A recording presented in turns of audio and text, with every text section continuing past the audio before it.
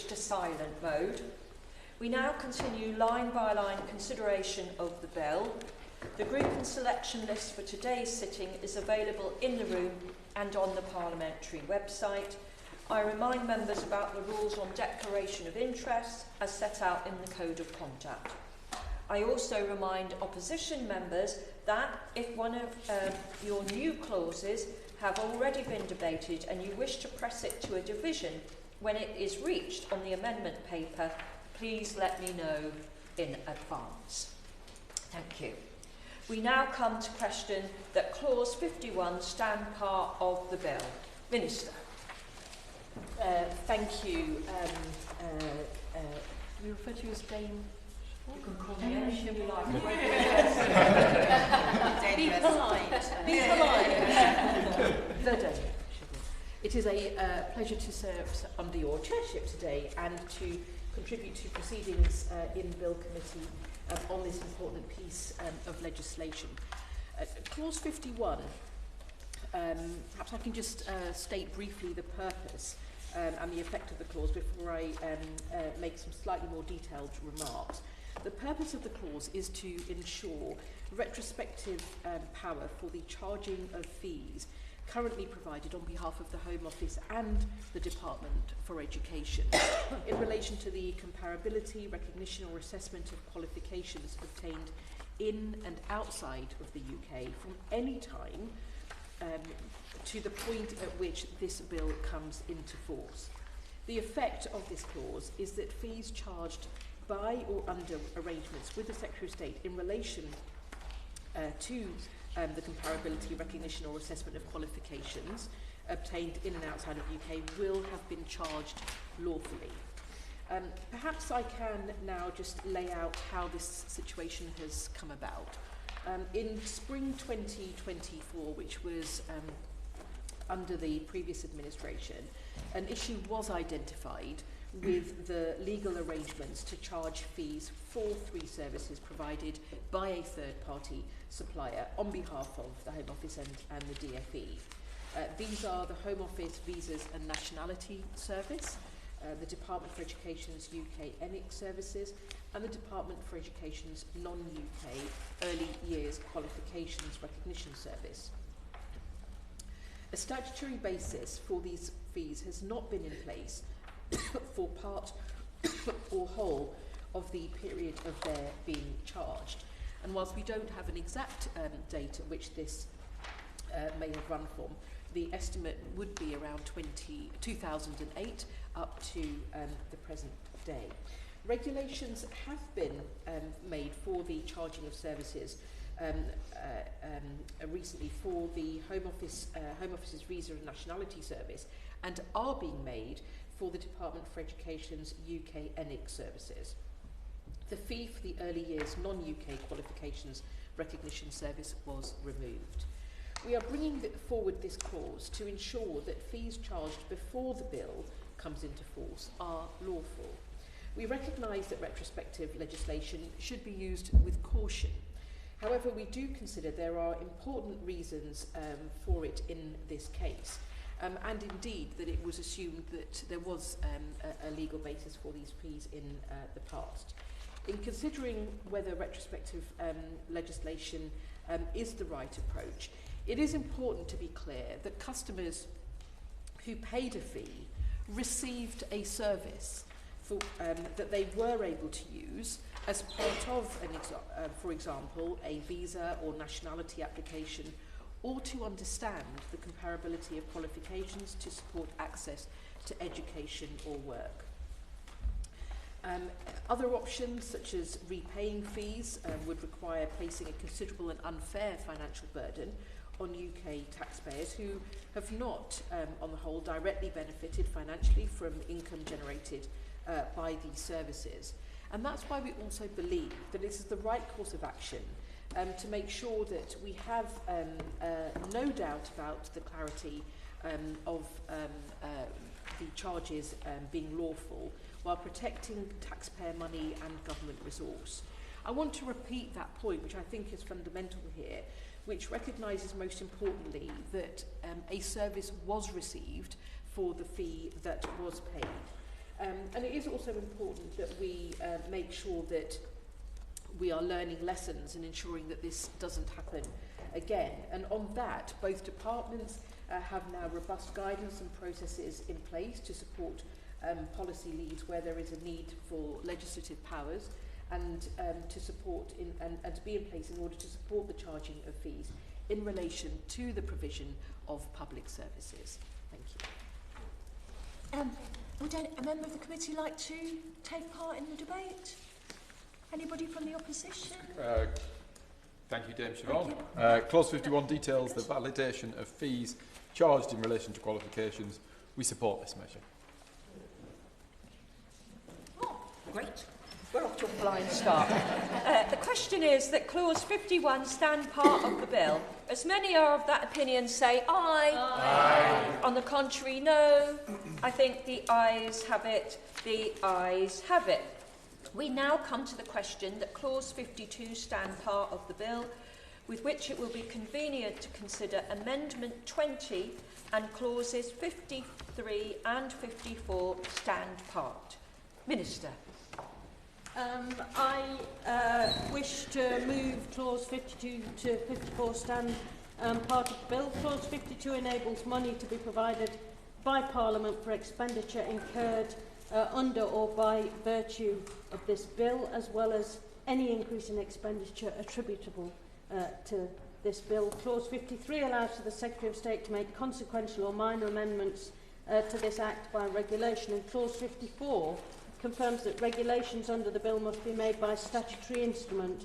Regulations made under the provisions of the bill listed in Clause 54 open brackets little 3 will be subject to the affirmative process, so will require a draft statutory instrument to be laid and approved by a resolution of each House of Parliament before they can be made. Dame Siobhan, I move those clauses, but clearly I will get up again to answer any questions or queries that the honourable member for Perthington Russia might come up with in his moving of Amendment 20.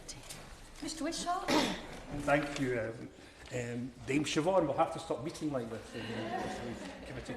This is a rather simple amendment, and it's one I really hope the Minister takes seriously, because what's included in Clause 53 has a massive and dramatic impact upon Scottish legislation as being passed within devolved powers by the Scottish Parliament.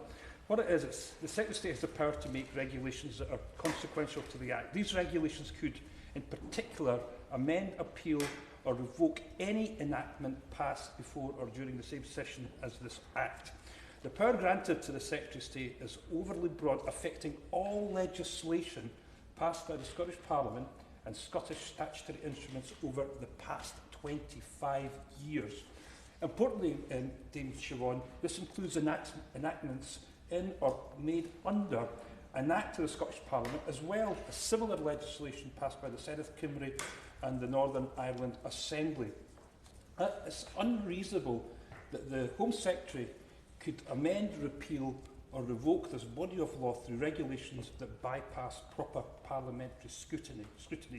Requiring consultations with the Scottish ministers before making these regulations is the very bare minimum and could help identify potential issues preventing unintended consequences. The use of these Henry VIII powers, or James VI powers that we would refer to call them in Scotland, is unconstrained and could have significant implications for the law in Scotland. For this reason, it's crucial that the Secretary of State consults with Scottish ministers as well as with other devolved administrations before moving forward with these regulations. Thank you. Minister. Thank you very much, Dame Siobhan. Amendment 20 seeks to add to the bill a requirement that Scottish ministers are consulted before any regulations are made under Clause 53.1, and I recognise the sentiment and fully expect it from the honourable gentleman behind his amendment, and I support his general point about the importance of collaboration between the UK government and the devolved governments. The Prime Minister was clear when this government was elected that it's our intention to ensure close collaboration between the UK government and the devolved governments. And I hope that my counterparts in those governments have felt this to ring true in the instance of this bill. I was pleased to have time to discuss the bill with them in February. However, I can assure the Honourable Member for Perth and Kinrossshire that this amendment is unnecessary. He'll be surprised to hear. The standard power in clause 53 little 1 simply enables regulations to make any further necessary consequential amendments. Where such regulations were to amend, repeal or revoke primary legislation, clause 54 little 3 provides that the regulations would follow the draft affirmative procedure requiring the approval of each House. In line with normal practice, the Home Office and indeed other UK government departments work with officials in the devolved governments where legislation is being developed which would have an impact to the devolved nations, including where there's an interaction with legislation passed by the Scottish Parliament, the Senate or the Northern Ireland Assembly, respectively. Indeed, for this bill, I and officials in the Home Office have had regular engagement with the devolved governments, and I'd like to, at this point, note on the record my thanks to officials and my ministerial counterparts in the devolved governments for the constructive way in which they've engaged and contributed to the development of this legislation. I note that they're considering the bill, and I've asked them to seek legislative consent in their respective legislatures where appropriate for certain measures.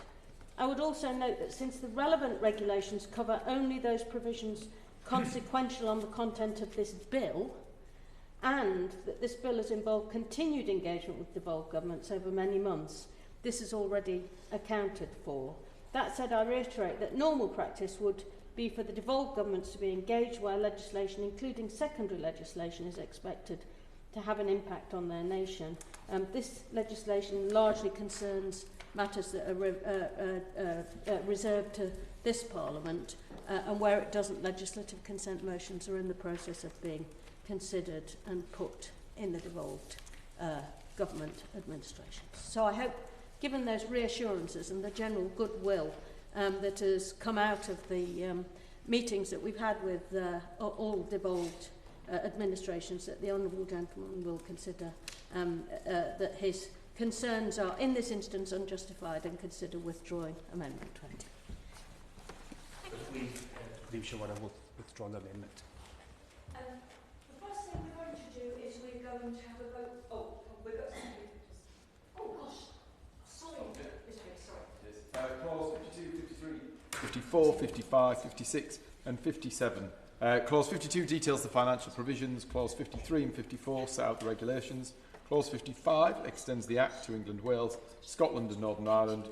Clause 56 details when the sections of the Act come into force. We welcome the clarity provided by the Minister on collaboration. We will not oppose these measures.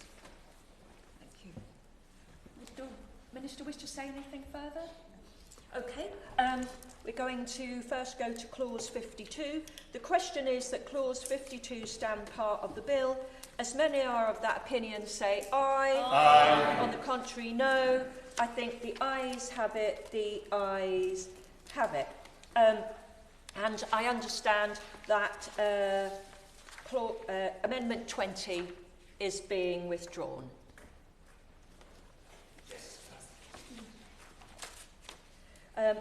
Clauses 53 and 54 have just been debated. With the leave of the committee, I will put a single question to those clauses. The question is that clauses 53 and 54 stand part of the bill.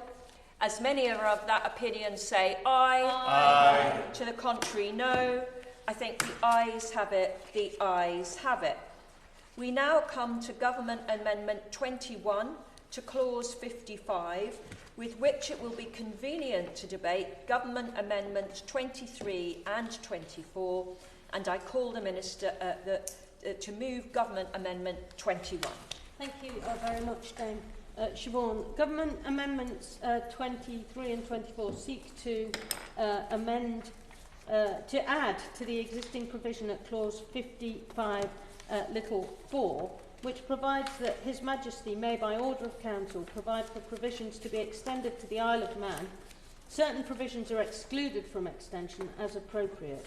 The amendments seek to make the same provision to extend these provisions by order of Council to the Bailiwick of Guernsey and the Bailiwick of Jersey.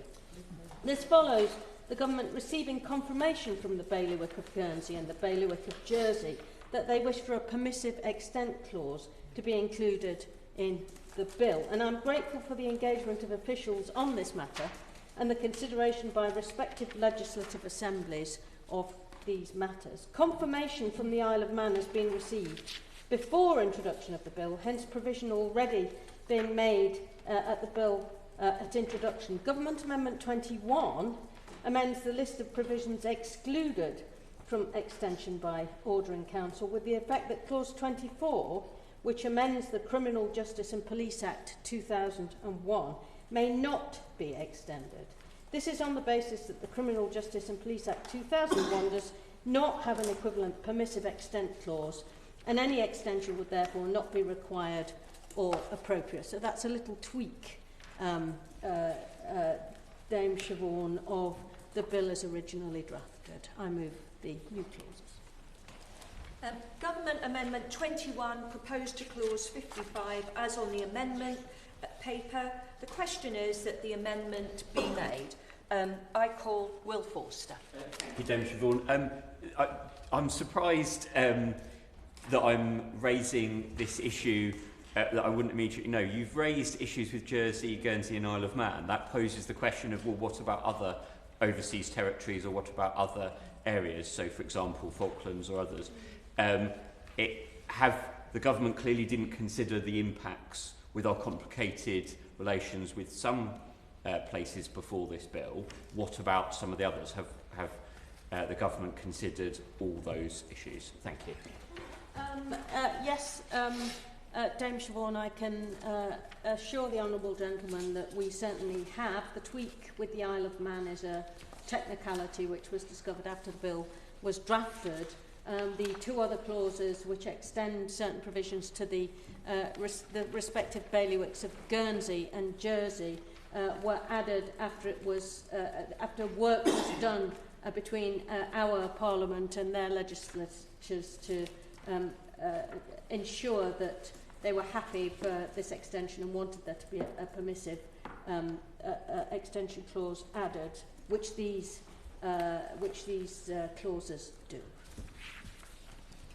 Are there any other contributions to the debate? Okay. Government Amendment 21 proposed to clause 55 as on the amendment paper. The question is that the amendment be made. As many are of that opinion, say aye. Aye. To the contrary, no. I think the ayes have it. The ayes have it.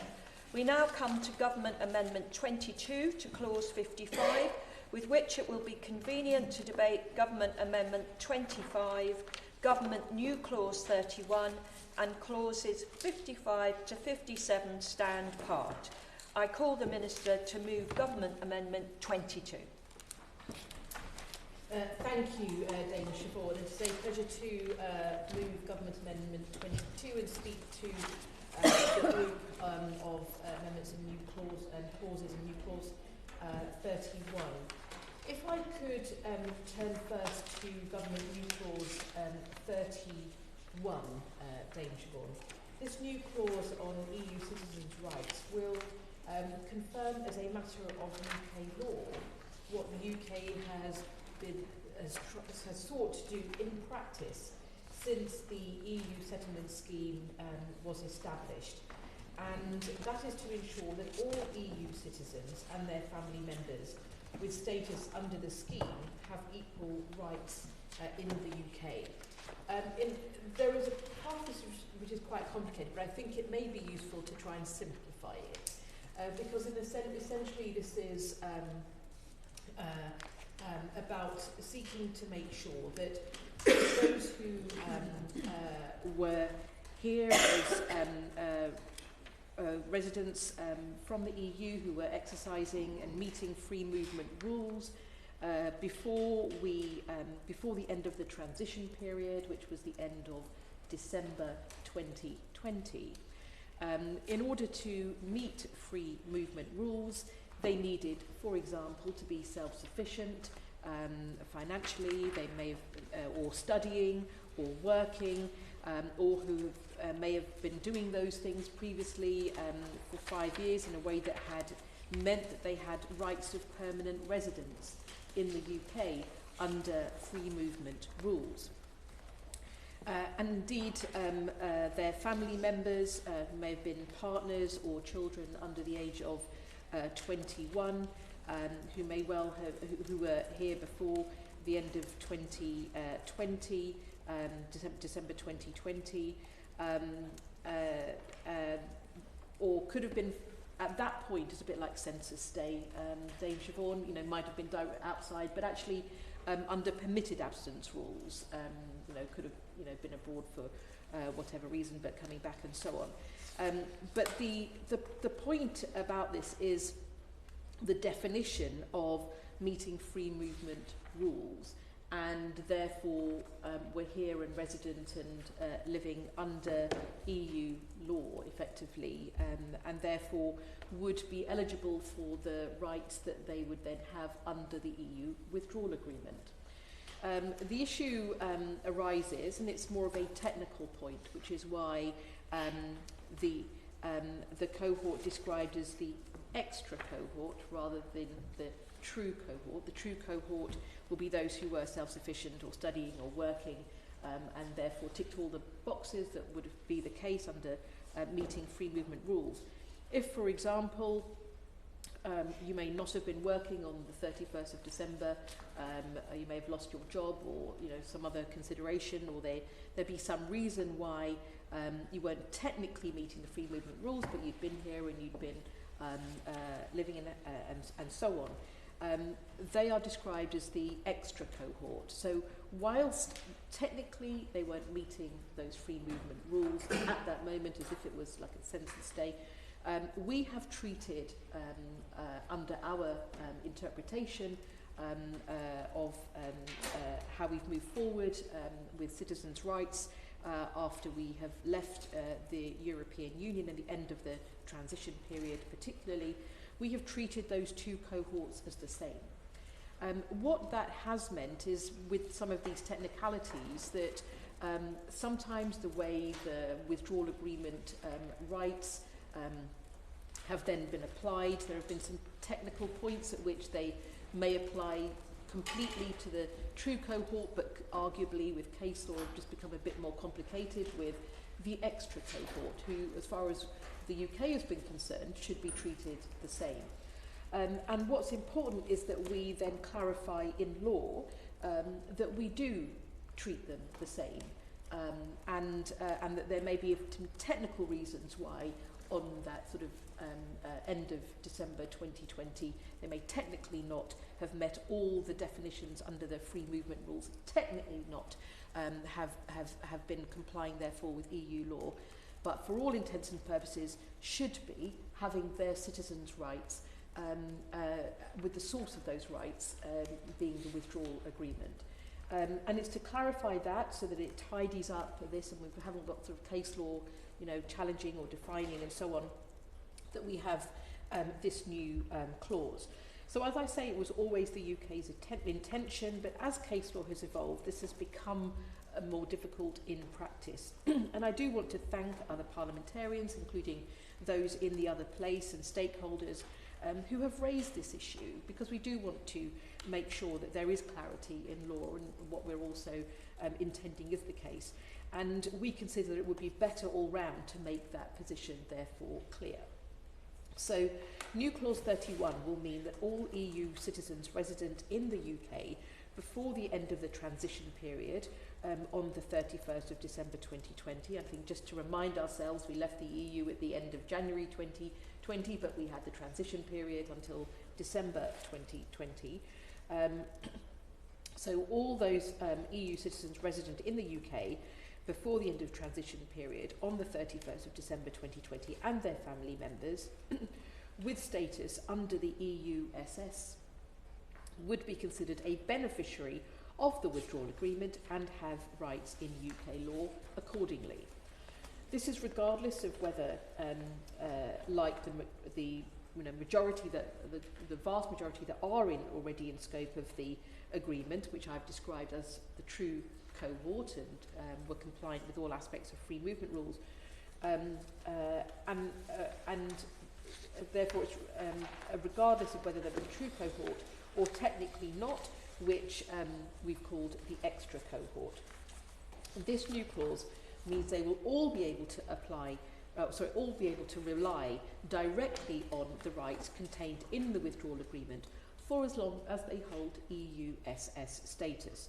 And I am sure, Dame Siobhan, that you will consider this important for your constituents, as well as what we will all consider important for our constituents in terms of having that clarity over their rights in law. The government does take citizens' rights very seriously, and we continue to work constructively with the EU to ensure that citizens' rights provisions in the withdrawal agreement are properly implemented, both in the UK and in the EU. The EUSS itself opened on the 30th of March 2019, when the withdrawal agreement was still in draft, and some of us will still remember those slightly heady days and late nights in March 2019. And from the start, the UK's approach has been that all EU citizens resident in the UK before the cut-off date, which proved in the end to be the end of the transition period of the 31st, on the 31st of December 2020, are eligible for the EUSS. This is irrespective of whether the EU citizen resided in the UK in accordance, as I said, with EU law, which I've described at the end of 2020, as the withdrawal agreement itself requires. So the EUSS, our scheme in the UK, does not therefore assess whether at the end of the transition period the EU citizen was exercising treaty rights in the UK by being a worker, self-employed, student or self-sufficient, or whether they had an EU law right of permanent residence here, again possibly on the basis of having spent 5 years working and so on. The approach that we took, which I think was a fair approach, and to help ensure also a smooth transition, because I think it was a priority for the whole of Parliament during that time as well, that EU citizens in the UK, right to be in the UK, and also British citizens in the EU did not have their lives disrupted through the period of and the consequences of Brexit. This approach has greatly simplified the operation of the EUSS, under which 5.7 million people now have status. And it's simplified it for applicants, and it's simplified it for caseworkers. And that's important because we want consistency of processing of cases and ensuring that accuracy. But it does mean that, in a sense, we've had two cohorts of EU citizens just by virtue of these technicalities, and their family members having status under the EUSS. This true cohort that have technically been able to derive their rights from the withdrawal agreement, and the extra cohort who technically weren't in the scope of the withdrawal agreement for those technical reasons, and who derived their rights from domestic legislation. So whilst, as I say, the UK has sought as a matter of practice in the way we've been interpreting this and treating those cases in relation to their status in the UK, as case law has evolved, I think we can all appreciate where there can be very small technical points that can have consequences, where rights have been derived technically from the withdrawal agreement or technically from domestic legislation. But this clause will make the position clear in law. It removes the distinction in UK law between the true and the extra cohorts, making it clear that both are to be treated as if they were in the scope of the withdrawal agreement at the end of the transition period, December 2020, meaning that they benefit from the rights contained in Title 2 of Part 2 of the Title 2 or 11 question mark part 2 of the agreement.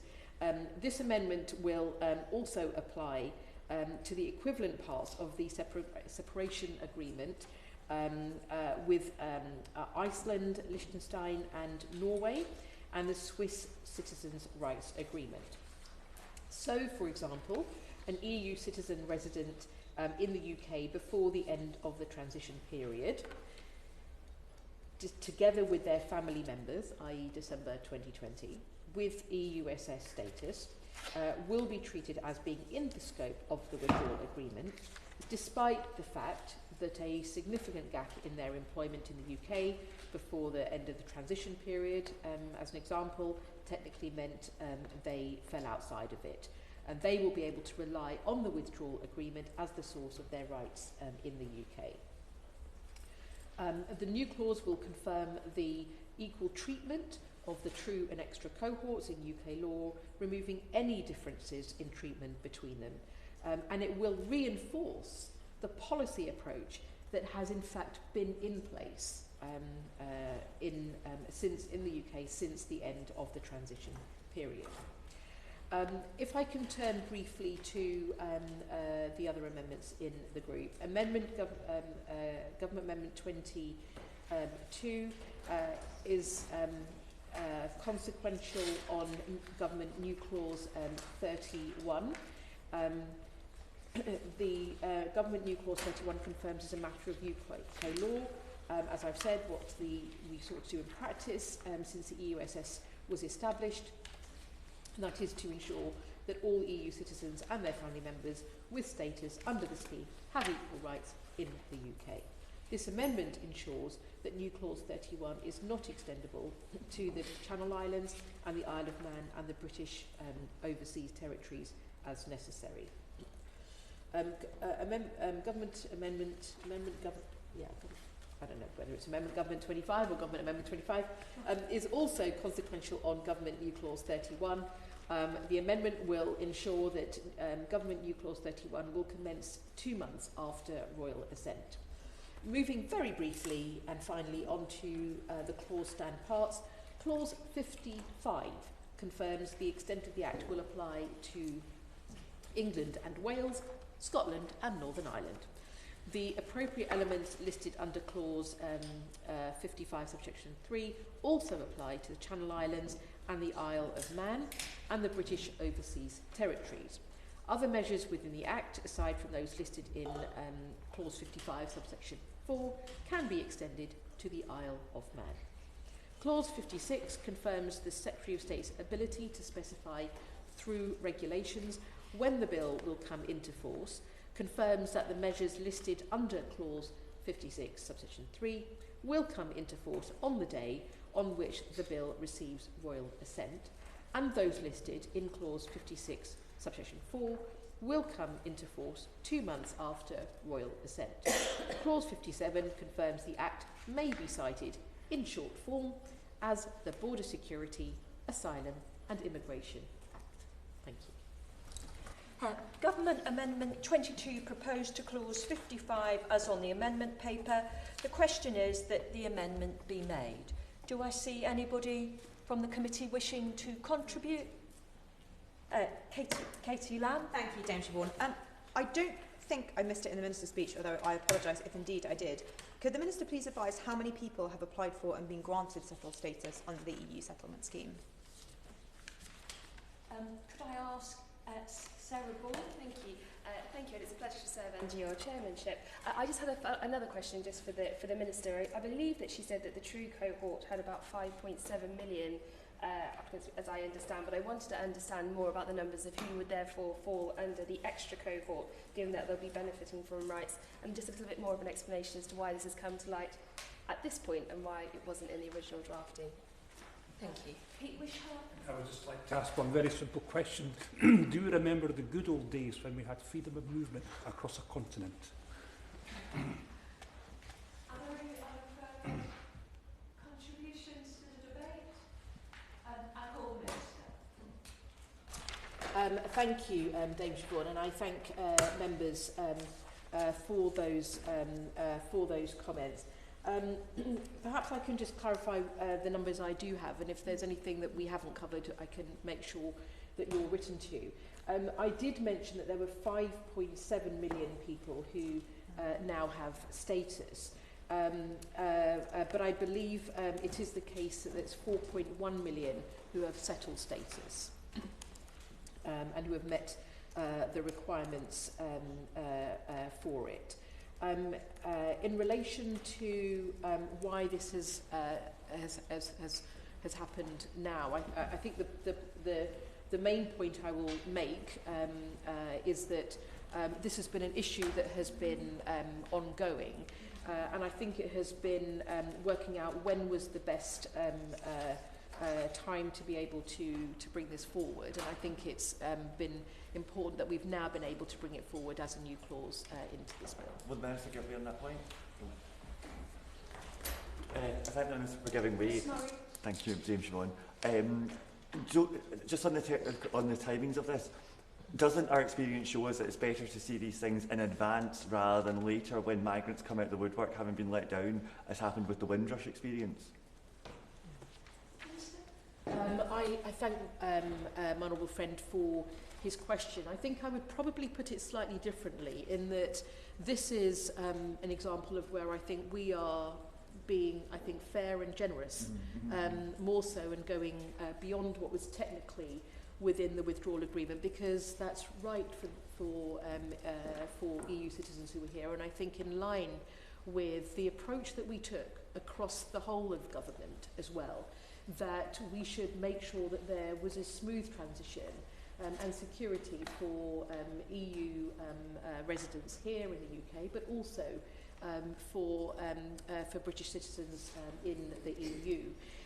And in the years I spent on the Select Committee, 4 years, I was definitely a veteran of that, exiting the EU Select Committee from the first meeting to the last. But what was important and very central early on was citizens' rights.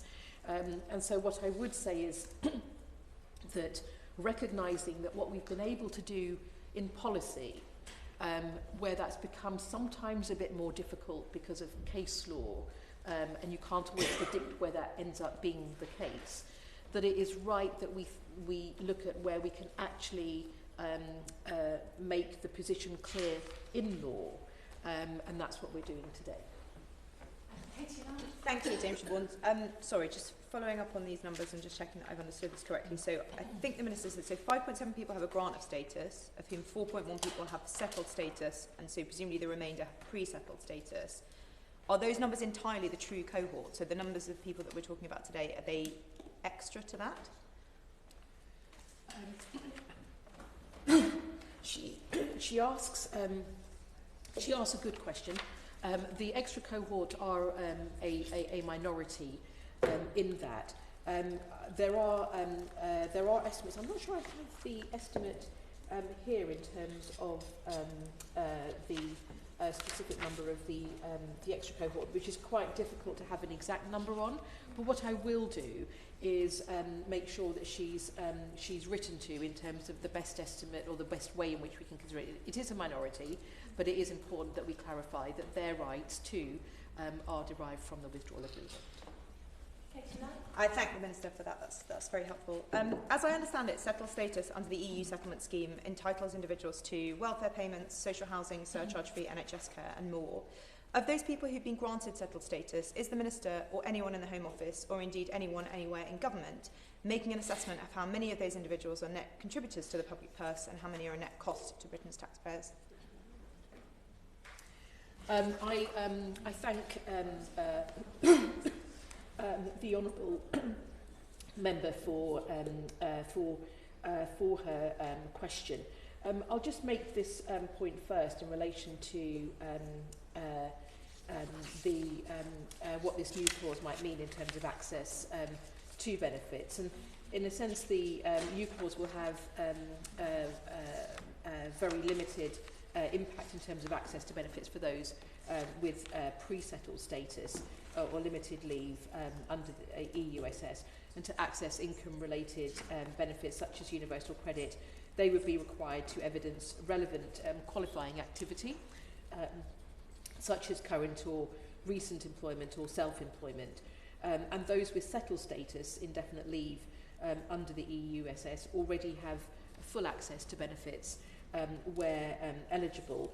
I mean, she asked the question, and I know, I think, you know, there's broader research, and there is some data, and there isn't data, and there are different estimates, but I'm sure that she will know and appreciate that the vast majority will be working, and I think it is important to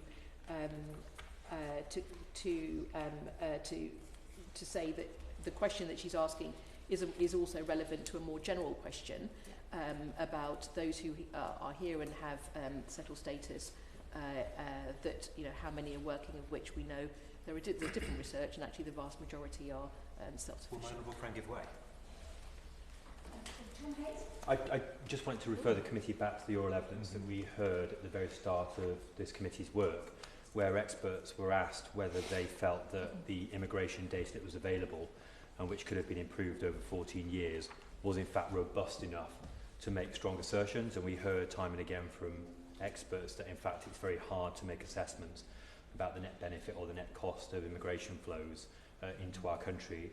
Can I ask the Minister whether it is this government's intent to work alongside the Migration Advisory Committee to improve the quality of immigration data so we can make such assessments on a more robust footing in the future?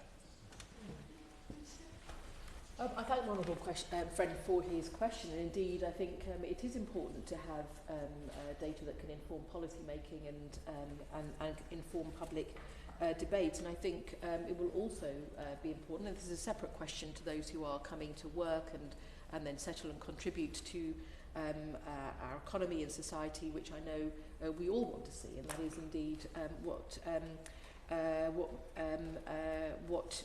we do see in our own constituencies. But I'll also make this point that it is also important and that we see those who are coming through on humanitarian routes, which is a different route, are also supported to have access to employability, skills and employment to be able to support themselves and their families. And it's important that we look at how joined up we are and how much that support is in place.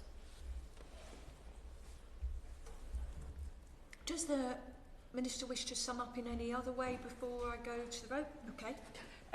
Government Amendment 22 proposed to clause 55 as on the amendment paper. The question is that the amendment be made. As many are of that opinion, say aye. Aye. Of the contrary, no. I think the ayes have it. The ayes have it. Government Amendments 23 and 24 to clause 55 have already been debated. With the leave of the committee, I will put a single question to those government amendments. Yep. Minister, to move formally? Formally. Government Amendments 23 and 24 proposed to clause 55. The question is that the amendments be made. As many are of that opinion, say aye. Aye. To the contrary, no. I think the ayes have it. The ayes have it. Clause 55 has just been debated. The question is that clause 55, as amended, stand part of the bill. As many are of that opinion, say aye. Aye. To the contrary, no. I think the ayes have it. The ayes have it. We now come to Government Amendment 25 to clause 56, which has just been debated. Minister, to move formally. Formally. Government Amendment 25 proposed to clause 56. The question is that the amendment be made. As many are of that opinion, say aye. Aye. Of the contrary, no. I think the ayes have it. The ayes have it. Clause 56, as amended, and clause 57 have already been debated. With the leave of the committee, I will put a single question on those clauses. The question is that clause 56, as amended, and clause 57 stand part of the bill. As many are of the opinion, say aye. Aye. Of the contrary, no. I think the ayes have it. The ayes have it. We now come to the new clauses, and we start with Government New Clause 30. I call the Minister to move Government New Clause 30. Thank you very much, Dame Siobhan. Government New Clause 30 encompasses the conditions that can be attached to permission to enter or stay and immigration bail. Where a person is liable to be detained, for example, because they're in the UK without the required permission or are subject to deportation proceedings, they may be placed on immigration bail. Where appropriate and in accordance with our ECHR obligations, those on immigration bail can be subject to measures such as electronic monitoring and curfews. Where a person does not qualify for asylum or protection under the Refugee Convention but cannot be removed from the UK because of our obligations under domestic and international law, they are granted permission to stay. Irrespective of the threat posed by the person, our legislation prevents us from imposing the same conditions which they may have been subjected to while on immigration bail. This new clause will end this disparity in the powers available to protect the public from that particular migrant who poses a threat. It also makes it crystal clear that the conditions that may be imposed when a person is subject to immigration bail. I beg to move the amendment. Conditions on limited leave to enter or remain and immigration bail. The question is that Government New Clause 30 be read a second time. Mr Vickers. This new clause makes provision about the conditions which can be imposed on a grant of leave to enter or remain in the United Kingdom or a grant of immigration bail. The new conditions focus primarily on electronic monitoring. We're supportive of these. However, given the Government are repealing the provision passed by the last Conservative Government to mandate scientific age assessment, I'll be interested to know how the Government intends to ensure that the requirement that an electronic monitoring condition may not be imposed on a person unless that person is at least 18 years old can be delivered. And as the Minister may have noticed, I'm deeply concerned about the repealing of mandatory scientific age assessment provisions. This is another reason why it might be so. Could the Minister give us any timetable on when the Government might return to this issue? In fact, sorry. I'll take contributions and then we'll go to the Minister, if that's okay with everybody. Pete Wishart. Thank you once again, Dame Siobhan. I'm just a little bit disconcerted by this amendment, and it's disappointing it was included so late in the proceedings in this committee, and I think it should have been included in the text of the bill as it was presented in first and second readings. But regardless of that, what this seems to do is fit with a trend that I've detected and noted with this bill, where there seems to be a cavalier attitude approach in relationship with international obligations and some of our commitments when it comes to human rights. And where I think everybody would accept we want to target high-risk criminals and offenders, and the government requires the necessary powers to do this. It does admit that there are issues to do with ECHR, and I want to hear from the Minister to explain quite clearly what does she mean by high harm and risk, and I think she has to explain to the committee possible examples of what she sees as the type of person who would fall foul of this new clause. Human rights protections are in place for really good reasons, Dame Siobhan, and they're there because they've been designed and concocted to ensure that we do get these protections regardless of what that person may have committed in the past. And we mess and we muck about with them at our peril. And all this will do with this cavalier approach to human rights is encourage those who want to get rid of our international obligations, their human rights entirely. And I'm looking at my Conservative friends in this side of the chamber. This does nothing other than encourage them and push this government to go further. So I think we need to sort of hear from the government what they actually mean for this. And I think we need to also hear, as well as being this watering down of our commitments, a real commitment that they stand by our international obligations, and everything is included in human rights for everybody who we have a responsibility and obligation for. Thank you, Dame Siobhan. It's an honour to be here under your chairmanship. I would kind of disagree with the honourable gentleman's last contribution. As we've kind of seen in the last few weeks, and what is actually playing out, I think I welcome the measures outlined in New Clause 30, which answers and highlights some of the recently submitted New Clause 44, which was put forward by the opposition.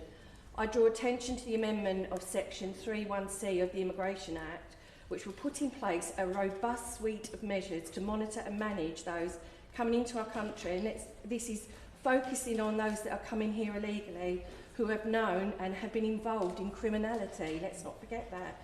The use of curfews, inclusion and exclusion zones, with the possibility of extended conditions where the Secretary of State sees fit, will be a marked improvement on the incoherent approach currently in use.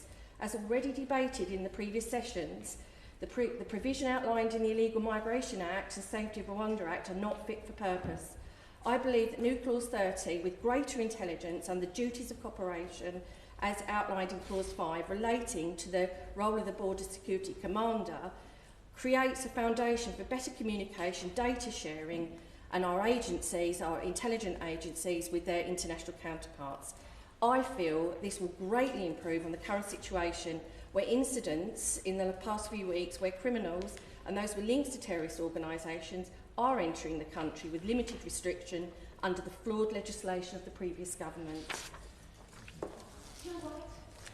Thank you, Dame Siobhan. It's a pleasure to serve under your chairmanship.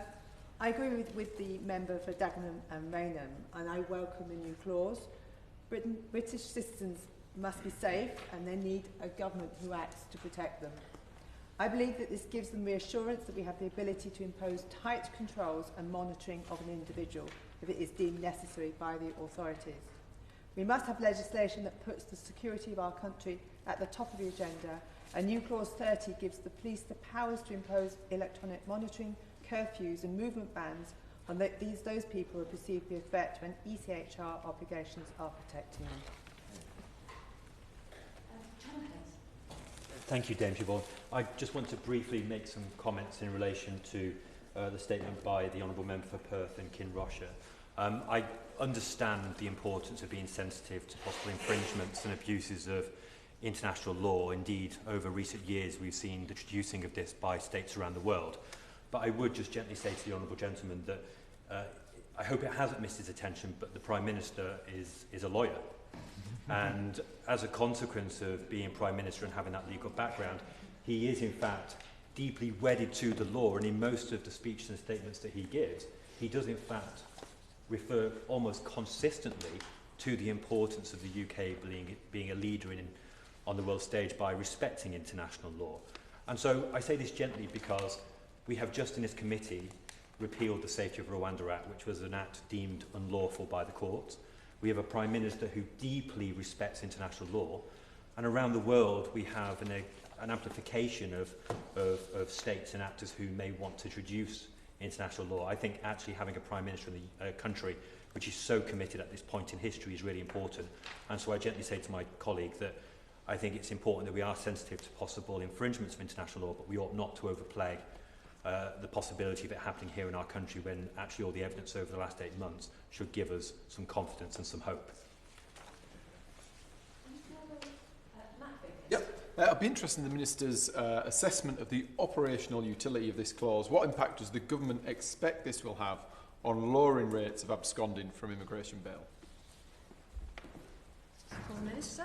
Thank you very much, Dame Siobhan. We've had a small but perfectly formed debate on this new clause, and I'd like to, if I can, seek to reassure the Honourable Gentleman, the member for Perth and Kinrossha, and explain to those who've made contributions what the effect of this law is. And I say gently to the Honourable Member for Perth and Kinrossha that this bill is in compliance with international human rights laws. These powers in this clause are necessary to protect the public from a very small cohort of migrants who pose a threat to the public but can't be removed because of our obligations under domestic and international law. In other words, they only exist because we are observing our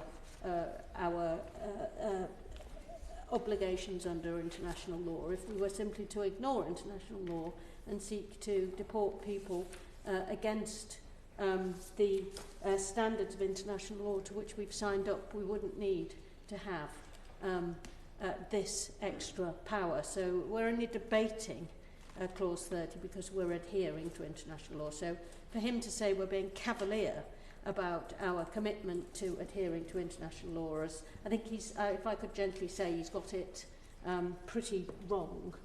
In these cases, we'll continue to frequently assess each person's circumstances to ensure that they're removed at the earliest opportunity from these powers to report or under curfew or be electronically tagged if it's safe to do so from the point of view of protecting the public. The powers will only be used in cases involving conduct such as war crimes, crimes against humanity, extremism, serious crime, or where the person poses a threat to national security or public safety. That's a pretty high bar, Dame Siobhan. And the idea of this is if somebody is if they're on immigration bail and we're trying to detain them, but in the end it transpires that we can't, we're trying to detain them to deport, and it transpires we cannot deport them because of the threat to their safety. Therefore, they have to be looked after here. I think it's wholly proportionate if they present a real threat to the public that the powers for electronic tagging, exclusion zones or inclusion zones can be attached to those people who come off immigration bail because we cannot deport them, and without this clause would suddenly find themselves much freer to cause the damage that we fear they may cause if they're left unwatched. And therefore that is the purpose, a very, very narrow purpose for this clause in the circumstances that I've talked about. There's also a proportionality test, which mean in reality that war criminals and dangerous offenders, to impose these tough restrictions, there has to be a proportionality test, and of course all of that is testable in law. So we are seeking here to make certain that we can satisfy ourselves more than we can at present, that small category of people who on a case-by-case basis will be assessed to present this kind of risk can be properly managed and properly watched. And in those circumstances, I certainly hope that the committee will vote to add this clause to the bill. The question is that Government New Clause 30 be read a second time. As many are of that opinion, say aye. Aye. Of the contrary, no. I think the ayes have it, the ayes have it. The question is that Government New Clause 30 be added to the bill. As many are of that opinion, say aye. Aye. Of the contrary, no. I think the ayes have it, the ayes have it. We now come to Government New Clause 31, which has already been debated. Minister, to move formally? Move formally. EU settlement scheme, rights of entry and residence, etc.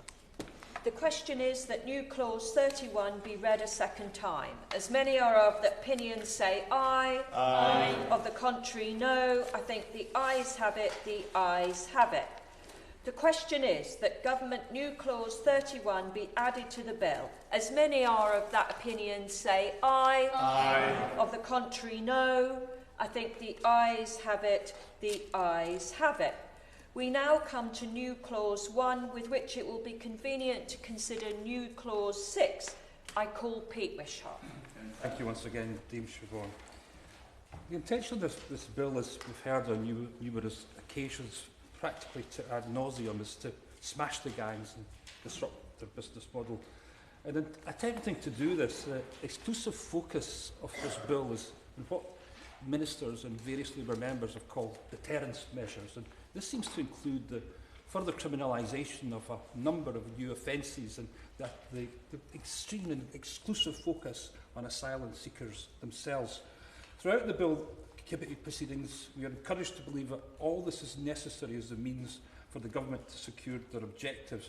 And whether this government is successful or not, and I have my doubts, and I see this bill as pretty much the same as other bills that I've seen in the course of the past sort of 20 years, we'll see in the course of time whether they're going to secure their objectives. But the thing is, why it's likely to fail is because what's entirely missing is the stark reality of those making the journey themselves.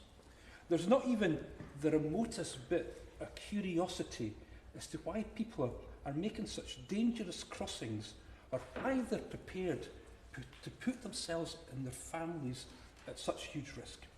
Asylum seekers don't want to be at the mercy of these gangs and be at the mercy of this violent trade. Of course they don't. But other than a few distinct and narrowly defined legal routes, asylum seekers are completely and utterly dependent on and at the mercy of the gangs. So where the government have designed a series of further criminalisation clauses and what they hope will disrupt and smash the supply side of the small boat equation, they have done utterly nothing to tackle the demand side of the equation. And that demand side is the increasing number of asylum seekers and refugees that get on these small boats in the first place.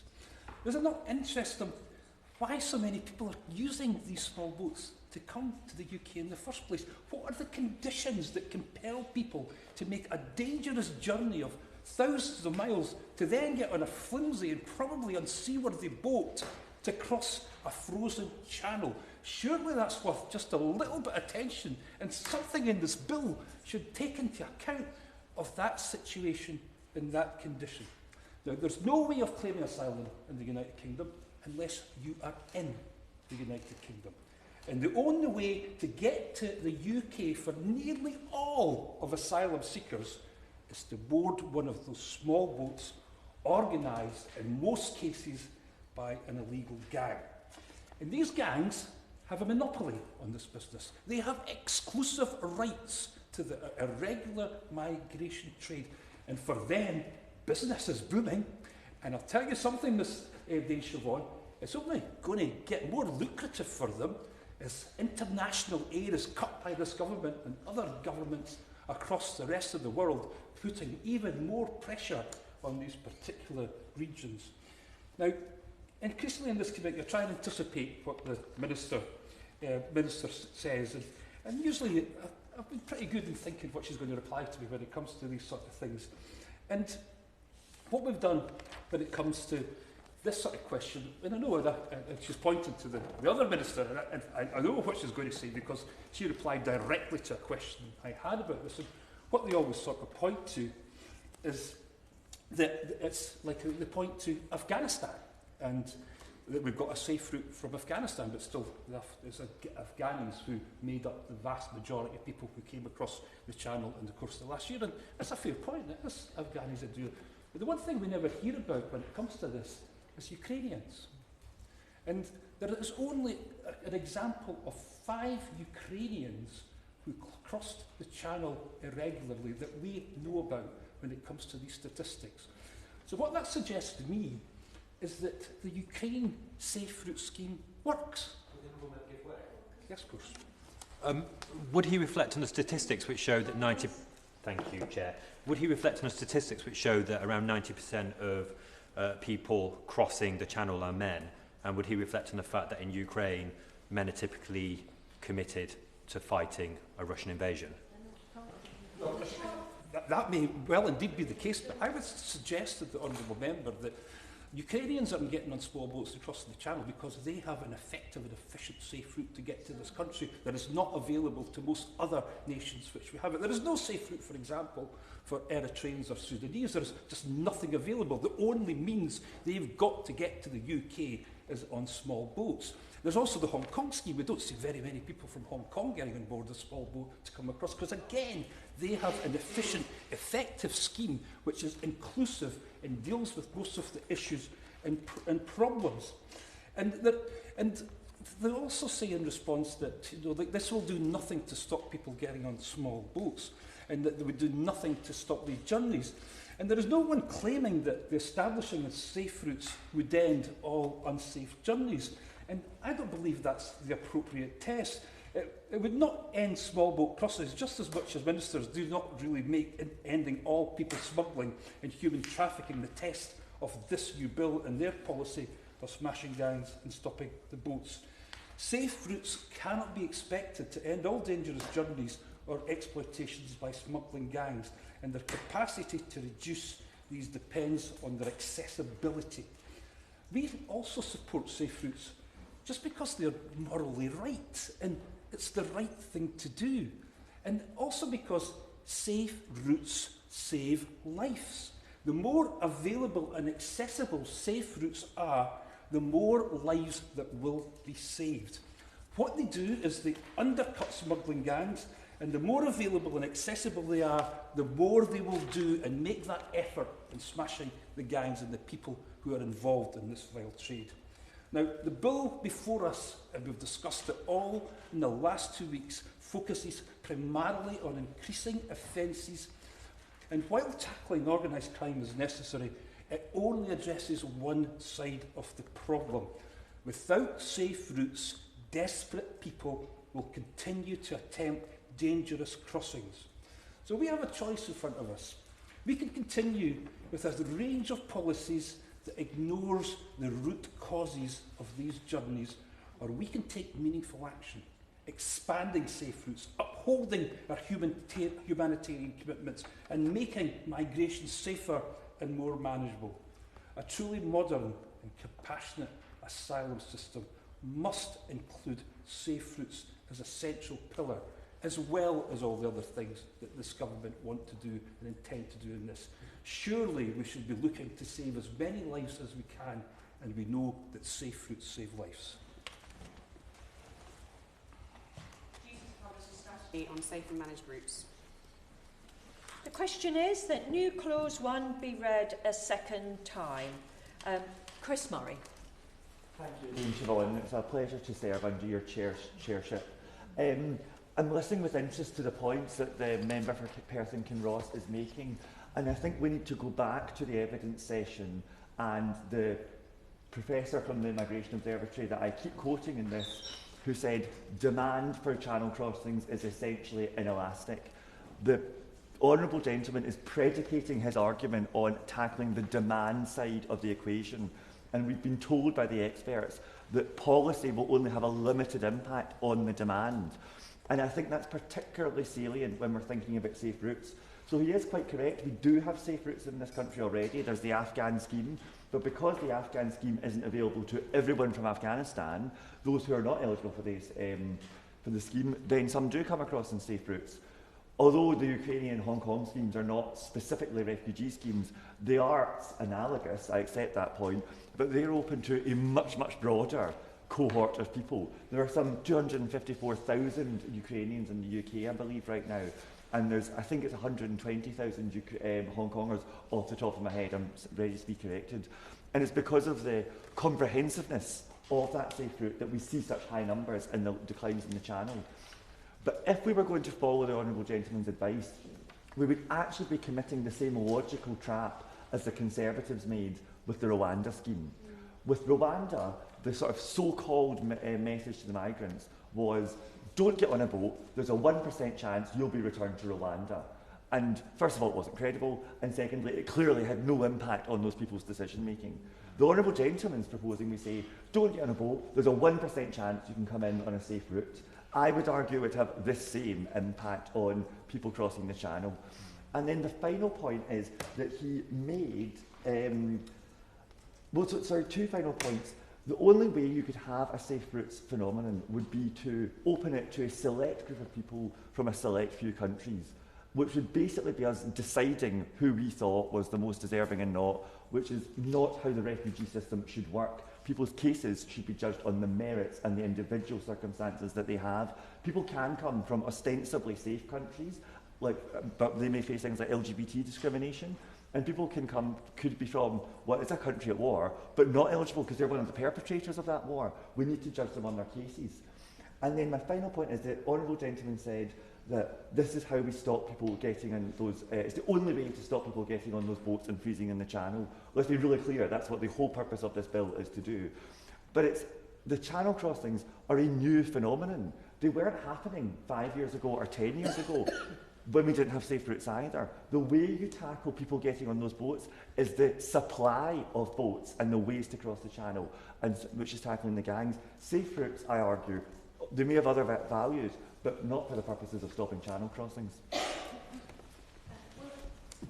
Thank you, Dame Siobhan. I'm happy to support and in fact enthusiastically support this proposal. The challenge of speaking after my honourable friend is most of the key things that's worth saying have already been said. I did highlight in the evidence session that that safe and legal routes I think is a key part of us tackling this problem. The Ukrainian scheme is clearly an example of success. The Hong Kong scheme is clearly an example of success. Yet we, as a country, and this government, like the last government, seem reluctant to go down this route. I will. I thank the honourable member for giving way. Would he agree with me that it's really important, as my honourable friend was just saying here, that we listen to the refugee voice? That it's really important that we think more broadly about what asylum seekers or refugees would actually want. And in a previous life, I worked for an international development charity where I led UK campaigning on safe and legal routes. In so doing, I took away a major learning, which is that actually the UK cannot be overwhelmingly the country which receives via safe and legal routes refugees and asylum seekers, in part because the UK alone cannot be asked to shoulder such a large responsibility, but also because actually for many asylum seekers and refugees, they wish to return home. And in so doing, they want to be located in a safe country which is nearer to their home country. Is it not right that we actually think about this in a more broad sense, in an international sense, rather than just assuming that the UK has to always be the country which shoulders responsibility when there are other ways that we can support? Thank you. I have some sympathy for that. We talked about listening to the refugee charity. Some of the notes that I made of our evidence session is that they criticise the bill as only being half the story. It tackles the supply but not the demand. They said we needed an integrated approach, and this bill to them was not that. It was a blunt instrument. So they were sympathetic to some of the parts in the bill, but they did say it won't solve the things that we want to fully solve. And I really have sympathy with this point of the UK. Actually, it might not be a full solution if the UK is the only country to agree safe and legal routes, which is what we and Europe agreed with the Ukrainians. But actually that's a point that you should be trying to amend the amendment, that the government should be working with international partners to introduce safe and legal routes. But it seems the government wants to dismiss any discussion of safe and legal routes whatsoever, even if we're working in partners. I will. Is it not the case that the government doesn't think primary legislation is the way to secure international negotiation about safe and legal routes? And actually these conversations will be happening by the government with partners. In fact, one of the highlights of having a new government is a reset of our relationship with the European Union, which in time, once it matures and restores, can actually help to negotiate better routes for humanitarian assistance and support. Actually, primary legislation isn't needed for everything. Thank you, James Siobhan. I would really like to hear the Minister confirm that the government is going to work with international partners to encourage a coordinated programme on safe and legal routes. One option I would hope would be to agree this amendment, but if the government wouldn't agree this version of amendment, would it agree to consult on how to introduce safe and legal routes with partners? Trying to be as moderate and practical as possible. A lot of amendments do not require, a lot of requests from MPs do not require immediate action, but they require the government to consult. Is that something that the Minister would consider? Thank you. I thank my honourable friend for making a compelling argument around that balance between our decency and humanity and not creating that pull factor which will actually cause more risk. I'd just like to draw an honourable member's attention to our work as a government with the UNHCR, which has resettled individuals from Ethiopia, Iraq, Sudan, Syria, Afghanistan, Eritrea, Somalia, South Sudan and Yemen. And that combined with the other resettlement routes that we have in place, such as family reunion, Arab, Hong Kong, Ukraine. We have resettled, I believe, over 500,000 individuals since 2015. I don't know the exact stats. So there are ways for people who need it to come here safely. When it comes to illegal migration, Chair, it's important that we take out the smuggling gangs, which this bill will help us do with those disruptive measures so we can get there first, and this counter-terror approach is the right way. Thank you, Chair. Thank you. The SNP New Clause 1 and Liberal Democrat New Clause 6 seek to establish safe and legal routes through which refugees and other individuals can enter the UK within 6 months of the passage of the Border Security Act. As the Honourable Member for Perth and Kinrossshire said, it's a very good point that the previous Conservative government set up the Afghan resettlement programme, which was a route Afghans could use to come to the UK. However, in that same year, 2022, over 8,000 Afghans arrived on small boats, the second highest nationality. This trend has continued as Afghans were the top nationality arriving by small boats in 2023 and 2024. This shows that safe and legal routes do not necessarily lead to an end to crossings in small boats. This is especially important now as the EU have begun to take action to tackle illegal migration, such as looking again at the 1951 Refugee Convention.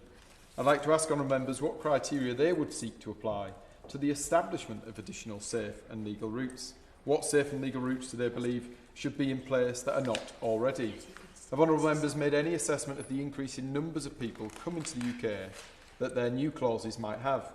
The risk is that the SNP and Liberal Democrat plans would see the UK become a magnet for people across the world at a time when our allies in Europe are looking at curbing asylum policies. How do the SNP and Liberal Democrats plan to stop us becoming the soft touch of Europe? Do they believe the British taxpayer should be paying more than their European counterparts if asylum seekers start coming to the UK in large numbers amidst the crackdown in the EU? Anybody else wishing to take the Katie Lamb? Thank you, Dame Siobhan. The fundamental question of safe and legal routes seems to me, Madam Chair, to be that of how many people the Honourable Member thinks Britain might need to let in to achieve the aims he sets out. There are over 120 million people in the world who've been displaced from their homes, of whom nearly 50 million are refugees. That's nearly 3/4 of the population of this country. On top of this, the 1951 Refugee Convention now confers the notional right to move to another country upon at least 780 million people. For, as well as internationally displaced refugees and modern slaves, there are all those who could potentially face a well-founded fear of being persecuted for reasons of race, religion, nationality, membership of a particular social group or political opinion, who may flee their home country. Some of those people, many of them perhaps, are living lives that might seem to us in the UK unspeakably, unthinkably hard and sad. It is also true, though, that there is a limit to what this country is able to do to help through migration. The answer to global suffering cannot be that all those people come here.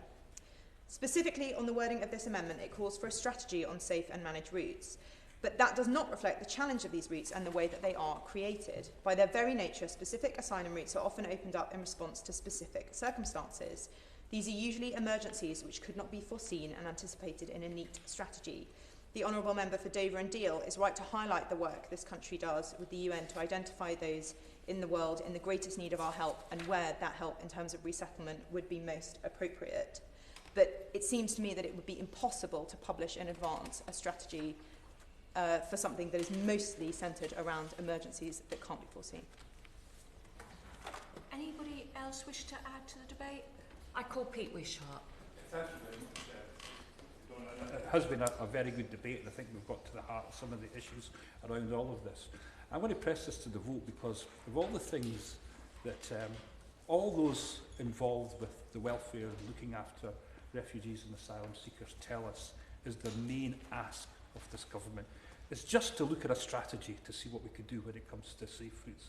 Because what that does, and I think we're getting to the heart of all this, about this equation at the heart of all of these issues that we're considering today, the demand side and the supply side. Now, we're supporting government measures to ensure that they do tackle the demand side. And I think, like with this bill, they might have useful armoury to achieve that. But surely we should give just even scant attention to the supply side about the reasons why so many people are coming here and the fact that they have got no other option but to get on a boat, an untrustworthy boat, to sail across the channel in order to get to the UK, and they can only make a claim for asylum based in the UK. What we should be doing is, I'm not asking them to open up to, 247 million refugees. That would be absolutely absurd and ridiculous. I don't think there's anybody that's suggesting this at all. All we're doing is asking the government to see if they could do something more to ensure that there are routes available for some of the most wretched people in the world who are looking to come to the United Kingdom, and don't leave them exclusively at the mercy of the people that I know they're sincere in wanting to tackle. Yes, of course. Thank you, Chair.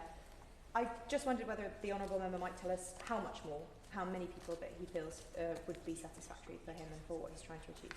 That's obviously a very difficult thing to try and say. We've got some rough ideas when it comes to Ukraine and Afghanistan, and I actually think that these schemes are really worthwhile and they've worked, and obviously we've seen that because there's no Ukrainians crossing the channel other than 5 individuals. So I think we're looking at these sort of things, but it's absurd and ridiculous to suggest that every single refugee in the world is going to come. Of course they have to be there. But what the government's planning instead is to, I'll just finish this point, what the government's intending, we passed this in a clause earlier, they're going to be putting a cap and a quota on people who are going to be using these safe routes. They're not interested in opening it up and looking to try and develop new safe routes. They're actually wanting to stop and put a quota on people that are coming and using these safe routes. I'll give way to the Honourable Gentleman. I thank the Honourable Member for giving way. Would he acknowledge that there isn't a binary choice here between, on the one hand, safe and legal routes to the UK, and on the other hand, getting onto a death machine boat to get to the UK, that actually you could have refugees and asylum seekers who travel through safe and legal routes to other countries? Absolutely. I think we're starting to get into territory where there's general agreement. I think what we're trying to intend with these amendments and where the government actually is. All we're asking is to look to see what more we could do in order that we achieve the intention and clear objective of the government to smash the gangs. The gangs are successful. And they'll adapt to whatever is put in the way in this bill. Of course they will. These are people who know how to work this business and have been doing it. I know they're only saying 5 years, but this is a business that's developing at pace. And what they're going to do is amend their business model in practice to adapt to whatever the government's going to throw at them with the new criminalisation clauses. Of course that's going to happen. And their trade will probably get more lucrative as a response to this. So let's beat them. Let's take them on. Let's really spike their business model by offering an alternative, another way and means to secure entry to the UK so asylum can be claimed. That's all we're looking for, is an opportunity to develop this. Have a conversation. I'm just going to finish, but I'll let the Honourable Gentleman come in. Does the Honourable Gentleman accept that it is the same dynamic as the Rwanda programme? If you're only offering 1% of people safe routes, it's the same as saying to 1% of people you'll be sent back. The impact on those people's decision-making is exactly the same. I've been listening very carefully to the Honourable Gentleman, and I've been impressed by his contributions thus far in public, but it's utterly absurd and ridiculous to suggest that offering safe routes is somehow a par with the Rwanda scheme. And it does disrespect to the Honourable Gentleman's case to try and sort of suggest that there's any similarity about this. What we're trying to do is find a way to ensure that the business model of the gangs is going to be smashed and tackled. Of course, they're going to be. Just in terms of the criteria, who and where. So we talk about the compassionate case. It's very easy to go along with the case for combat. But who and where? We're saying we can't give an indication of numbers. We can't give an indication of cost. But who and where? Who are the priorities, and who exactly will be benefiting from such a scheme? I think what we're doing just now, if we look at the international situation, we know the hotspots, the areas and issues that have difficulty. We know that because of the people who are queuing up in France to come to the United Kingdom. I don't mean safe routes shouldn't just be like a solution. It's part of a solution. I think what we also have to do to answer the Honourable Gentleman directly is look what we're doing on the ground in these countries where we have got particular difficulties and issues. And what it seems to be that we're doing is we're making the situation 10 times worse by withdrawing international aid to a number of these countries, which is only going to put more pressure on these areas. And I think that's something, it's part of a package. It's looking at the criminalisation clauses, looking at safe routes as a means to try and assist that process. And obviously getting involved in some of the countries where there's difficulties and issues and trying to help resolve the tensions and the difficulties there. Every single organisation that works with refugees and asylum seekers who are concerned about their care, this is their main ask, and we should be listening to them. Thank you, Dave Siobhan. Oh, sorry. Thank you, Dave Siobhan. The my honourable friend speaks very... Sorry, I should have announced. Speaks very passionately and with a great amount of compassion, which I do respect and I completely understand. But I guess this comes back to our question on this side, is that there also comes a limit as to how many people that we are actually able to look after and help. And I think we also owe a duty to any of those who've already come into the country and to our own population, that we offer them the service. Because I think at this point there is a real stretch, and I think without the knowing of the details of how many and where they will come from, I think this is where we're going to really struggle. And I take that. Thank you. Before I take Bishop, does the Minister want to contribute? Yeah, and then I'll come to you. Yeah. Oh, call the Minister. Right. Thank you very much, Dame Siobhan. And it is a pleasure to be able to speak to these new clauses, and to acknowledge the the genuine questions and debate and important aspects of this debate that have been raised in the debate so far. And in particular, thank you to the honourable members for Perth and Kinross-shire, and also Woking for tabling these amendments, and contributions coming also from colleagues in Edinburgh East, Musselburgh, Dover and Deal, and also the opposition. I think the point I just want to make on this will be in response to both clauses at the same time, because I recognise the slight differences. New clause 1 is seeking to require a strategy laid before Parliament on the development of safe and managed routes for people who seek asylum in the UK, and new clause 6 is looking at the Secretary of State making regulations specifying additional safe and legal routes. The honourable gentleman, the member for Perth and Kinross-shire, said that he felt that he was pretty good at predicting the responses from colleagues.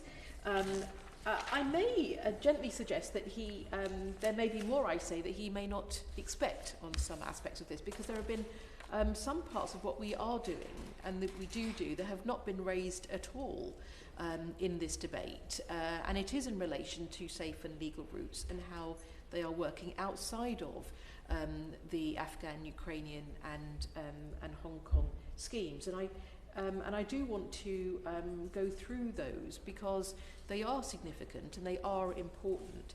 And the broad point I will also make, and I will just state at the end, is in relation to particularly the comments and the question from the Honourable Member for Woking about consideration and having conversation around this, is that the government will, as he knows, be shortly setting out our approach to immigration as part of how do we bring net migration down, tackling abuse and putting more controls around the system, a system that really has lost public confidence. And I think we all know, and the Conservatives themselves have acknowledged, that we lost control of immigration. It was chaotic. It is chaotic. And it isn't bad just for, it isn't a problem just for, how people feel about an immigration system that is not fair, is not controlled and is not managed. But the consequences for individuals themselves and those who have been asylum seekers in backlogs, where your life is on hold until you have a consideration of your claim. And I think it's just important to come back to the utter chaos the whole system has been in, and why this bill is extremely important in terms of what we're looking to do to strengthen our borders and going after the smuggling gangs, which members have raised, who do so much damage to the lives of migrants, and indeed undermine our border security and make money, millions, from putting lives at risk. And it is important that we look to how we're tackling the demand side. This is absolutely, I think, an extremely important point made by honourable members. But I do just want to say that I was surprised, in fact, that the honourable member didn't talk about how you go even further in what he's suggesting. It's absolutely right that we should be looking at as an international community about how do we stem the demand.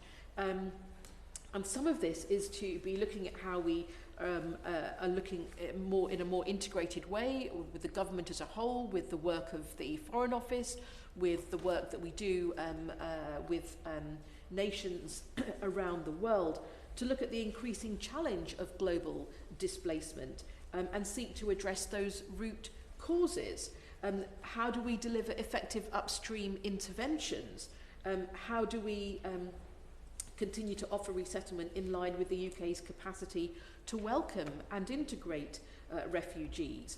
And I will say that the work that that involves, and I think needs to be increasingly the case for how we look at our role in the world, is important because with climate and with conflict, we do increasingly see the risk of displacement in the future. And we've got to be working to tackle what those risks and those locations could be, where, you know, as the UNHCR will say from their data and analysis, they could, they have data that suggests, when they track it through, where a conflict begins and then what happens with displacement and who could be on the boats in a year or two's time. And that's why it's really important not just to be thinking about how do we deal with those who may feel forced to leave where they are for safety or for environmental reasons. It could be flooding, it could be climate in other respects. These were topics at the UN this week at CSW. And it's important because it affects whole families, children, education, where people are settled, losing their homes, worry about work and so on. And so I do think in tackling the demand side, I would encourage the honourable member to be participating in those broader debates, which actually are the strategic place, that are also looking a year or two ahead at what could be coming in the future. In relation to other aspects of the work that we're doing, it is important to note that the UK does have a strong history of protecting those who are fleeing war and persecution indeed around the world, and that we do operate global safe and legal routes for refugees in partnership with the UN agency, the UNHCR. And it is through the UK resettlement scheme that that we can respond to developing crises anywhere in the world. The UNHCR refer individuals for resettlement in accordance with their standard resettlement submission criteria, which are based on an assessment of protection needs and vulnerabilities. The UK does not seek to influence the cases that the UNHCR refers to us. Our resettlement schemes are not application-based, but it is important to note that the UK partners with the UNHCR to resettle the most vulnerable refugees through our existing routes. It's the UNHCR, independently of us, who identify refugees registered with them, assesses their protection needs in accordance with those resettlement criteria, as we've said, and those determined by the UNHCR to be in need of resettlement may be referred to the UK for consideration. Now, we already have a number of those who have already been identified. They've been accepted by the UK. They haven't yet been able to travel because that's partly in line with our capacity to be able to welcome and to house and to support those refugees when they do arrive. And I think it's worth noting that between 2015 and December 2024, the UK has resettled over 33,000 individuals under refugee resettlement schemes. And this includes the UKRS, it includes community sponsorship. We have around 200 community sponsorship individuals and organisations around the UK that are supporting that work to help settle people and families when they arrive, and also the mandate resettlement scheme. And this figure does not include those resettled or relocated under the Afghan schemes. And I would encourage the honourable member to look perhaps more closely. And I think, I obviously welcome a conversation about what other routes there are. There have been routes through the Displaced Talent Programme as well for those who may apply to come and be working here and supporting our economy and being able to contribute to our growth as well as to our society. And alongside these routes where we're working with the UNHCR, and particularly where there are large populations of refugees, such as those bordering countries with conflicts where resettlement may be the only durable solution for them, we obviously want to also look to where we can support safe places and working in areas of conflict, as I know the FCDO will be doing, and doing that in line with international partners, so that people don't feel that they need to leave where they've lived, where they've maybe lived for generations because of conflict, and how that can be a way in which they can live safely again in the future. He is correct, I think, in what he was saying on, I would just say this, alongside this, that we have the bespoke routes for sanctuary, as he's already intimated in relation to Ukraine, Afghanistan and Hong Kong, and information on those routes is available as well on the Gov website. But there's no provision within our immigration rules, as he may have intimated, for someone to be allowed to travel to the UK to seek asylum or temporary refuge. And I think we can all sympathise and want to see support for people in difficult situations around the world. And I think has been discussed, it's extremely difficult to think, how do we on our own, can we on our own? We can't do these things on our own. They're international problems, they require international solutions, that we have systems by which people who are in need of international protection can be supported.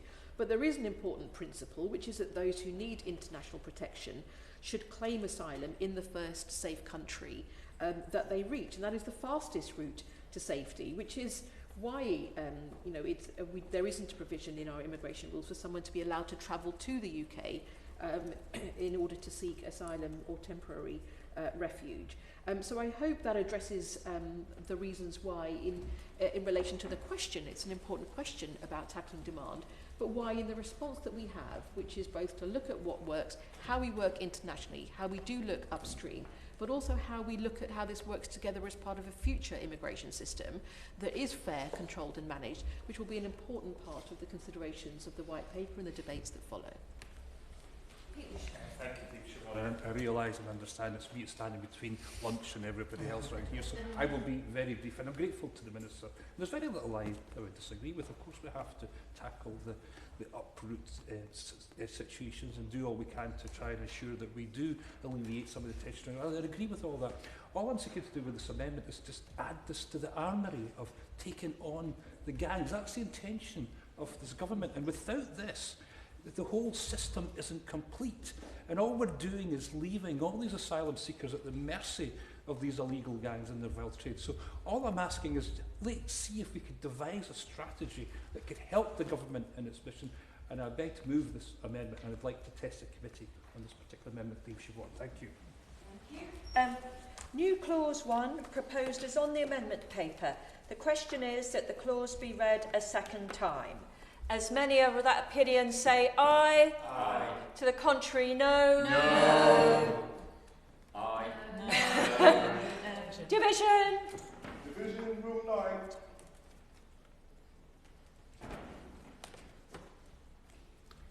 Sarah Ball. No. Jade Botterill. No. Dame Angela Eagle. No. Will Forster. Aye. Becky Gittins. No. Tom Hayes. No. Katie Lamb. No. Martin McCluskey. No. Seema Malhotra. No. Margaret Malone. No. Chris Murray. No. Kenneth Stevenson. No. Mike Tapp. No. Matt Vickers. No. Joe White. No. Pete Wishart.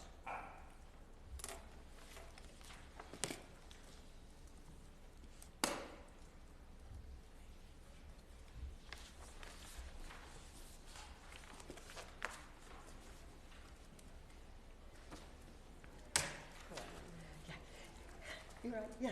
The ayes were 2, the noes were 14, so the noes have it, unlock.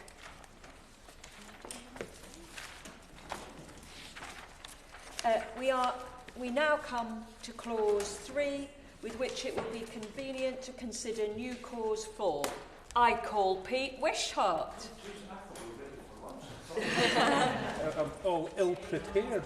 But there you go. This is a committee with a strong work ethic, as I desperately try to find my notes about this. These two amendments, I suppose, are practically the exact opposite to everything about this bill. And I have to say, I'm delighted and actually quite surprised that they were put down for debate, and I'm going to use this opportunity to promote this cause, as you would expect, Siobhan. And like everything about this bill, these amendments have at their heart the recognition of the value of immigration and how immigration is a benefit and why it's necessary to keep our communities and workforce healthy and sustainable. The thing is, Dame Siobhan, Scotland has an emerging demography and population crisis, and it's only going to get worse unless we do something about it and address it. With our falling birth rate, we are reaching the stage where we have too few working age people available to look after an ever increasing older population. Already we're experiencing issues and difficulties in the health service. The care service in Scotland is heading for a workforce crisis, and hospitality outlets and businesses are closing in rural constituencies like mine because they haven't got the staff. The simple fact is, we in Scotland need more working age people to refresh our population, and if we fail to secure the people we require, we will be in serious trouble. And Scotland isn't alone in this, it's just that we're a little bit further along than some other nations. All over the world, advanced democracies are facing the same range of problems and are now positively addressing their own particular issues with a range of interventions that they hope might spare them the worst of the consequences. Now, ironically, the global population is still growing, and it's uncertain when population growth will peak, but I think most have predicted this will come as early as the 2060s. And when I heard that we had a demography professor as part of our witness session, I was actually quite excited, given my interest in population and demography, but he seemed to be more interested in eugenics than global trends. I think we almost got him to confirm that almost all predictions show we will soon be heading to population decline, but given his particular and weird worldview, I don't think he even accepted that. The thing is, Dave Siobhan, is that all reputable sources agree that world population will soon peak and then will fall rapidly. But as it slows down, as that growth slows down, we're starting to see the difficulties that are starting to occur. And this will be start to be felt in nations that experience rapid growth in the 20th century, like the United Kingdom and most other European democracies. And already in Europe, we're seeing countries that are starting to see the real difficulties of population stagnation. Countries like Italy and Spain are facing population stagnation. Even China is beginning to experience the wider impacts of population slowdown. And I think Japan stands out as a stark example, where they're now not just at population stagnation, but population decline, an impact that might see them fall from third of the GDP ranks to 8th because of the impact this is going to have on their economy. Far from being a burden, by the end of the century, we might be in a situation where immigrants could be at a premium and a highly sought commodity. I'm sure that's a prospect that would make our colleagues in Reform's head explode, as well as some Conservatives. But the conventional Westminster consensus view from both Labour and from Conservatives is that immigration is a burden, it's out of control, and something that must be tackled and controlled. And if you look at the general population trends in the UK, I suppose that's something that they would sort of look at and believe that they're validated on. UK's population is currently 68.3 million, and it's apparently going to grow by another 5 million to 72.5 million by the mid-2030s. Then it is going to fall. But it's only going to grow by this scale because the Tories made such hash of their mission to cut immigration that they inadvertently quadrupled it.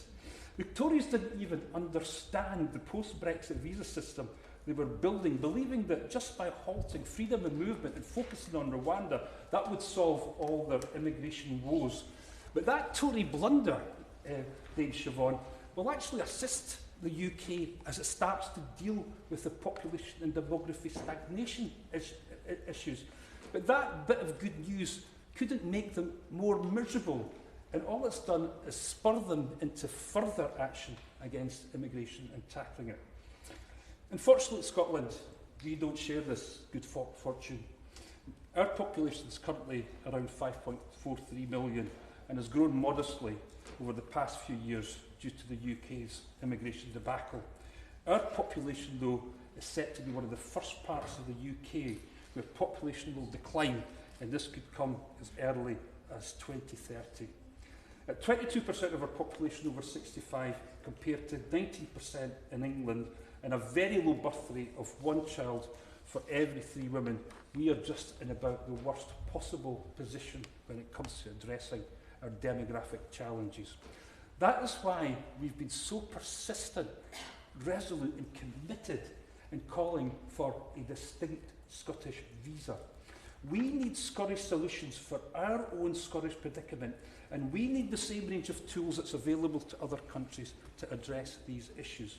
And there's no disagreement in Scotland about this. Every single business organisation now agrees that we must act. There's even consensus amongst all the political parties that we have real demography and population challenges, and we need the tools to address this. Everybody knows the difficulties that we are in, and every sector is starting to feel the consequences. The thing is, the UK government is just not in the least bit interested. Every time I've raised this in Parliament, it is a total rebuff. Every time the Scottish Government colleagues have tried to engage the UK Government, they're told where to go. And I'm fully expecting, Dame Siobhan, and my great predictions of what the Minister will say, I'll get told where to go again, because they are not in the least bit interested in our distinct and specific population and demographic challenges. But I'll say to the Minister, the Scottish people are, because they're beginning to see the impacts on our health service, our care services, our businesses across rural areas, and they're beginning to know that we need the tools to do it. So if they're not going to provide us with assistance and support and help that we need, we're going to have to do it ourselves. And that's pretty certain as the independence debate begins to develop once again, this is going to be a big part and feature of it, because we need to make sure that we have the tools and the resources to make sure that we're equipped to challenge all the difficult issues that we're going to face in the future. So I know they're going to tell me that I don't need this, it's a one UK immigration system, don't you worry Scotland, we'll think of some little thing that you might actually get, but it'll be clearly insufficient. We need these tools, so I am never going to stop insisting that we get this to help our nation and to help us with our difficulties. The question is that new clause 3 be read a second time. Chris Murray. Thank you, Dame Siobhan. I admire the forthrightness with which the Honourable Gentleman is putting forward his argument. This is something I've thought about a long time, and I think the idea of 2 cantankerous Scotsmen talking about their hobby horse while everyone else is waiting for lunch is an exquisite torture we're subjecting the rest of the committee to. My first question was, I was surprised to see this amendment even in this bill, because this bill is about border policy and asylum policy, and that's actually nothing to do with, well, it's very little to do with visas and migration and how we run the immigration system. So I think this actually isn't even the place for it, but I'm learning that people sneak amendments in wherever they can in this place. On new clause 3 specifically, it talks about certain workers to work in Scotland only. But let's be clear, that is absolutely part of the immigration system that we have. Someone who wants to study at Edinburgh University or Queen Margaret University in my constituency gets a visa, an international student gets a visa to that university. And I mean, they could commute from Worthing or Dagenham, but in reality they live there. Equally, when people get a job, they get it on the basis of a specific role that they've got. And so it's tied to that location. The immigrants we have in Scotland currently are, except, I mean, they're allowed to move around the country. Obviously, we have free movement within the UK, but we have that component in there. So I think that clause is completely irrelevant. Secondly, we have had some international examples of where within a country, a federated or a state gets a specific visa system. They've had it in Canada, they've had it in Australia. Actually, 20 odd years ago, we had the Fresh Talent Scheme in Scotland. The evidence is they're not very effective at either achieving the ends they set out or at tackling any of the deep-rooted challenges that the member for Perth and Kinrossshire is alluding to. It's not the right tool to use to address those challenges. All the evidence shows that. Secondly, I think just to come on some of the points you've made, we have to be honest about the challenges that we face in Scotland. So even in this era of record high net migration to the UK, 900,000, way bigger than the Conservatives had set their goal for, still parts of Scotland are struggling to attract migrants. When we had access to the European free movement, 300 million potential people to come and fill vacancies in our labour market, we didn't do it. So again, we've been talking about demand and supply and migration. The problem here is not supply of immigrants coming to Scotland, it's we're not generating the demand for them to come to our part of the UK. That's what we need to work on. Yeah. And actually, the reason for that is it's the Scottish labour market. The Scottish labour market is not dynamic enough, it's not attractive enough to solve the challenges that we've got. Now, I would argue that after 20 years of the SNP Scottish Government running our economy, making our taxes, that is the cause of our challenges. We'll check them with the way with this because it's utter and total bunkum. But what I would encourage them ever so gently to do is to have a look at our migration figures within the United Kingdom, but how many people are leaving Scotland and how many people are coming from the rest of the UK to settle in Scotland. It is at a record high and it is growing. We've never seen figures quite like this before. And they're attracted to Scotland because we have a better health service, we have a better taxation system, there are more opportunities. I've given the member a great deal of latitude during this committee, and I suggest that what he's doing is not an intervention. Chris Mull. Thank you, Madam Chair. I don't think it's the state of the Scottish Health Service that is attracting people to Scotland after when it's suggested. But I think that other members are seeing what it's like dealing with the Scottish Nationalist Party, because it's like that thing where to a man with a hammer, every problem is a nail. To the SNP, the solution to every question is Scottish independence or some specific Scottish issue. Now, where there are specificities in Scotland, like our health service, like some of our labour market, there absolutely should be action from the Scottish Government to deal with it. This is not that. The issue is not a specific Scotland needs to become independent to attract these people. We need to reform our labour market so we can deal with the demographic issues. And he makes the point about people are coming to Scotland now, but once again the SNP are making the mistake of seeing all of Scotland as some monolithic whole, rather than sit around and think what's actually happening in Scotland. So my constituency of Edinburgh, East and Musselburgh is seeing record population growth, 15% to almost 20%, and 20% in the East Lothian part of the constituency. We're struggling to put in houses because we are so attractive and wonderful. But actually, other parts of Scotland are not finding that. We've got the member for Inverclyde here. They've got serious challenges in Inverclyde as population is declining. We're seeing a move in Scotland from the west coast to the east coast as Scottish people move about, but we're also seeing international migration focusing on certain parts. The areas where they have vacancies, especially in Highlands and the north of Scotland, is because they're not attracting people within Scotland to move there. It's not the idea that a Scottish visa could end up with everyone moving to Edinburgh, which doesn't solve the problems that other members in the room face at all. And it's also, a point I made right at the beginning is, if you're wanting to use migration to solve your demographic challenges, you're falling into the same mistake that the far right does, and you're forgetting that migrants are people. They are not just cogs you put in a machine to be placed in and taken out at will. They are people who they grow old, they get sick, they fall in love, they move, they move around and do stuff. You don't just put people in and suddenly you've solved your demographic challenge. There's whole sets of things you've got to do to solve your demographic challenge. But most of all, I think the main point is, this is a debate the Honourable Gentleman and I need to have at length over the course of this whole Parliament, and not as part of this bill. Dame Siobhan, the SNP new clauses 3 and 4 seek to set up a separate visa scheme and immigration rules for Scotland. Can the Honourable Member explain a little bit more about this, how this would work in practice? Who does he expect or anticipate those certain workers to be? How does he expect that to work in isolation from the wider UK economy? What would stop someone applying for a visa to Scotland and moving to other parts of the UK? Are the SNP advocating that there should be checks on people moving between Scotland and the rest of the UK? Why are the SNP not spending more time getting those who are economically inactive into work rather than reaching for the immigration lever? Sarah Ball? Thank you, Dame Siobhan. I just wanted to make a note just for the record that I think that the member for Perth and Rossiter was implying about Professor David Coleman, that he was talking about eugenics in the session. I just wanted to put it on record that he wasn't talking about eugenics, and I think he is an emeritus professor of demography, and I know that was a line of question that was raised by the Minister, and I just wanted to put on record that wasn't what he was there. He was there to talk about his work with Migration Watch. He explained, the Minister says that he's a eugenicist, he actually explained a different relationship, but I just think it's important that that is actually put on record, because I think it's taking away from his role as the emeritus professor for demography. Can I call Minister? Oh, sorry. Yes. Shall I? Yeah. Sorry. I can go ahead. Yes.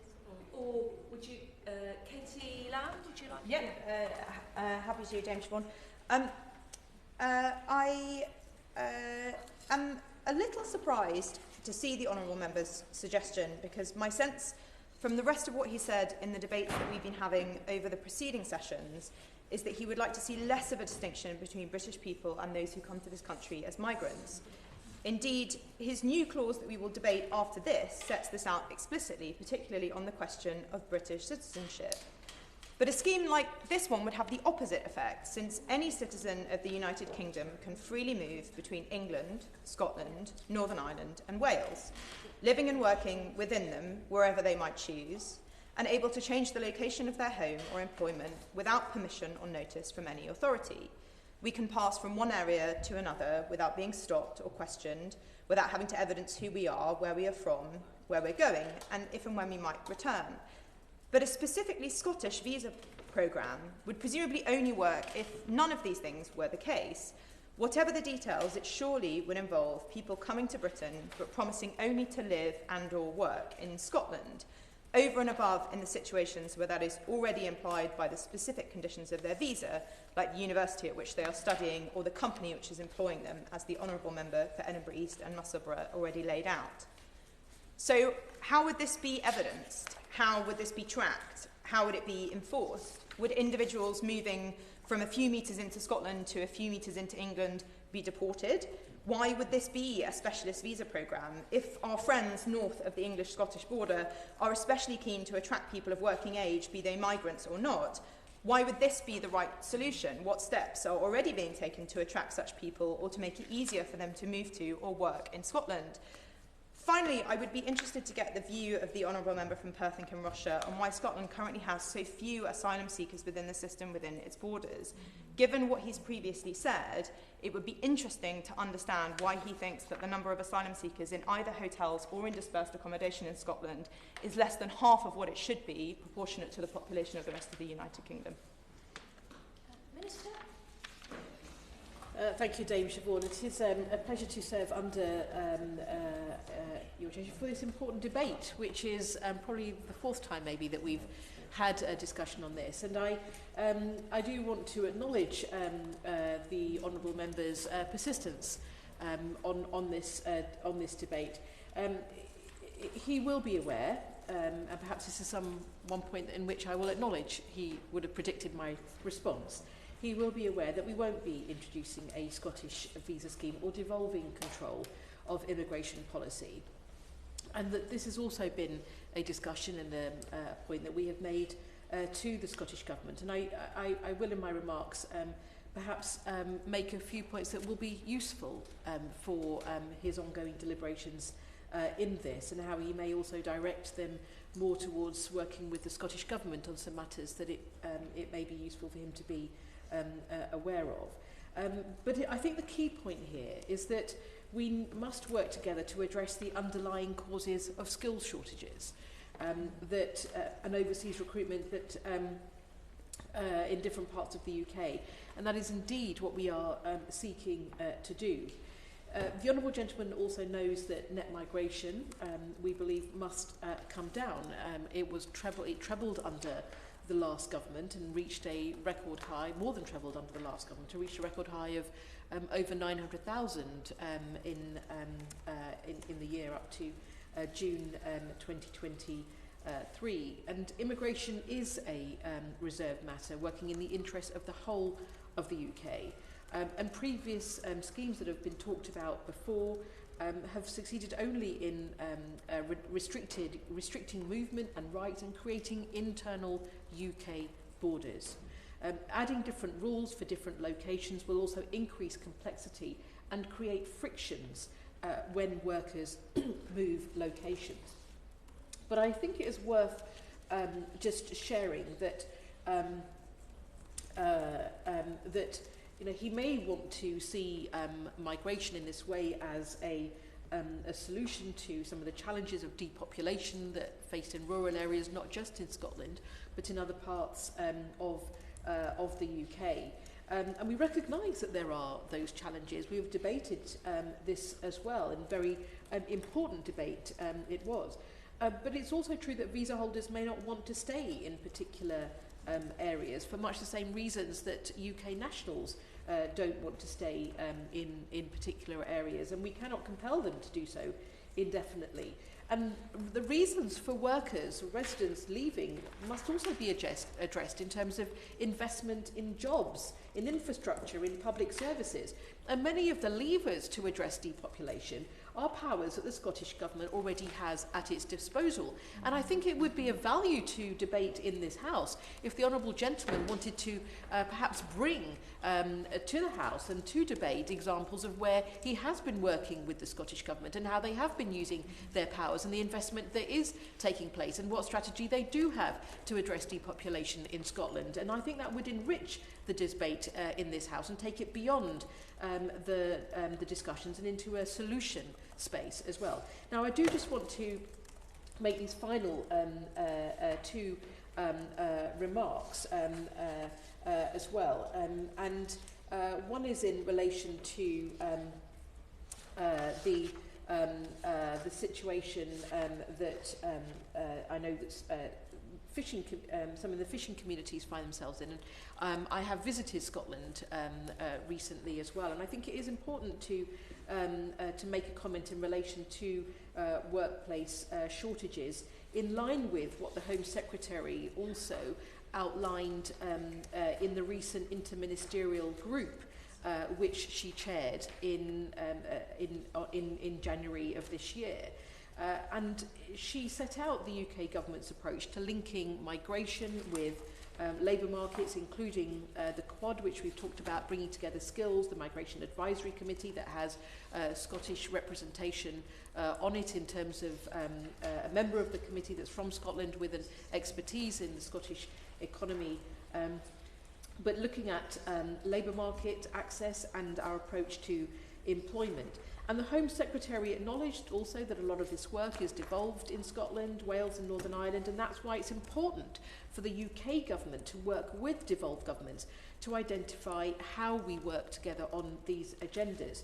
And indeed, the Minister for Equalities from the Scottish Government noted the common themes with other devolved governments and welcomed the joined up and evidence-based approach. And also did highlight, as as he had, the Scottish Government's request for a Scottish graduate visa. What is important to acknowledge here is that the Home Secretary, whilst confirming as I have that we will not be developing devolved visas and visa administration, which I will just make some final remarks on in terms of why we won't support his clauses, new clauses. But she recognised, the Home Secretary recognised, that labour market challenges are different across different nations and regions, and asked for officials to work across the four governments to develop structures for UK-wide analysis and to bring that back to the next interministerial government, and that will also involve discussion on the immigration white paper, in which we do want to make sure that we have inputs from across the whole of the UK. But let me finally just make some remarks on his new clauses, not least in light of the comments I've made, which I think address the issues in a different and more strategic way than he is calling for. But in terms of the sort of technicalities, the amendments would complicate the visa system, they would potentially work against wider immigration policy, the scope is unclear, there's no definition of who the certain workers mentioned in new clause 3 are. A new clause 4 would also put the Home Secretary in the unacceptable position of having to act unlawfully in the event that a scheme was not ready to go within the proposed 6 months. These are not straightforward measures, but it is important we tackle the issues that he's raised, and I look forward to continuing debates with him in this House on how we do that.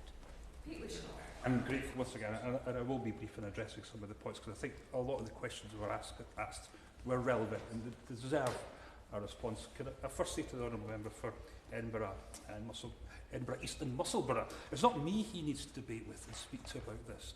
It's Scottish businesses, it's business organisations, it's a political consensus in Scotland.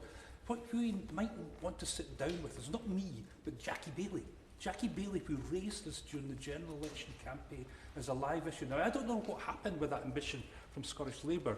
It seems to me like they were totally slapped down by the bosses down here in the Home Office who wanted absolutely nothing to do with it. So we don't hear it as much anymore. But this was a real ambition from Jackie Baillie and the Labour Party to secure this for Scotland. And we only need to look back at the last Labour government to see what imagination can do and what effective government can deliver. Because we had the Fresh Talent Scheme, a fantastic scheme that gave us a competitive advantage when it came to university students, where we allowed university students through a Labour scheme from this government in order... Yes, of course I will. I do thank you for everything. He mentions the Fresh Talent Scheme, which allowed graduates of Scottish universities to remain and work for 2 years after graduation without needing a sponsoring employer. In practice, many Fresh Talent participants did not remain in Scotland and took up employment elsewhere in the UK. That's precisely the challenge we're talking about. I'm going to get to this point because...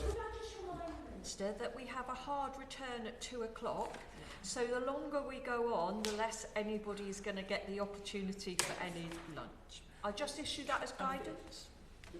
I'll try to be as brief as possible addressing the points, because I understand that we have got time constraints. But this idea that Fresh Talent possibly did do that, but you know why it would be different this time round?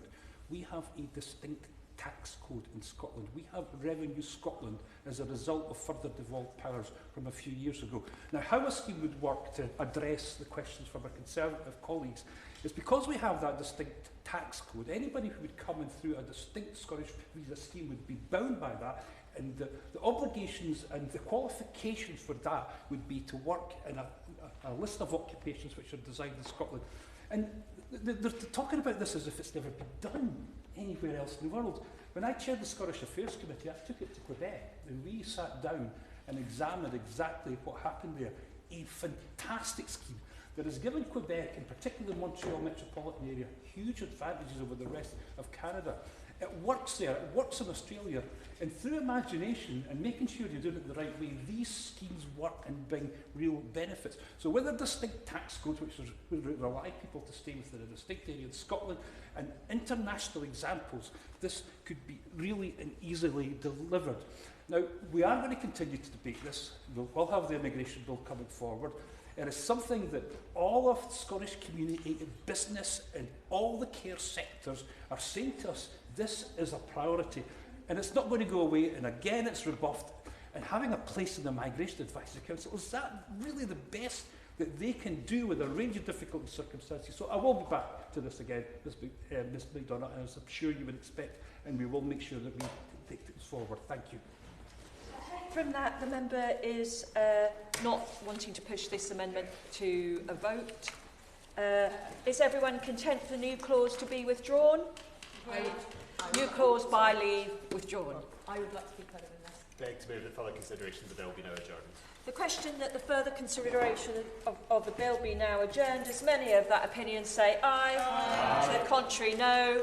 Apologies, we're all back at 2.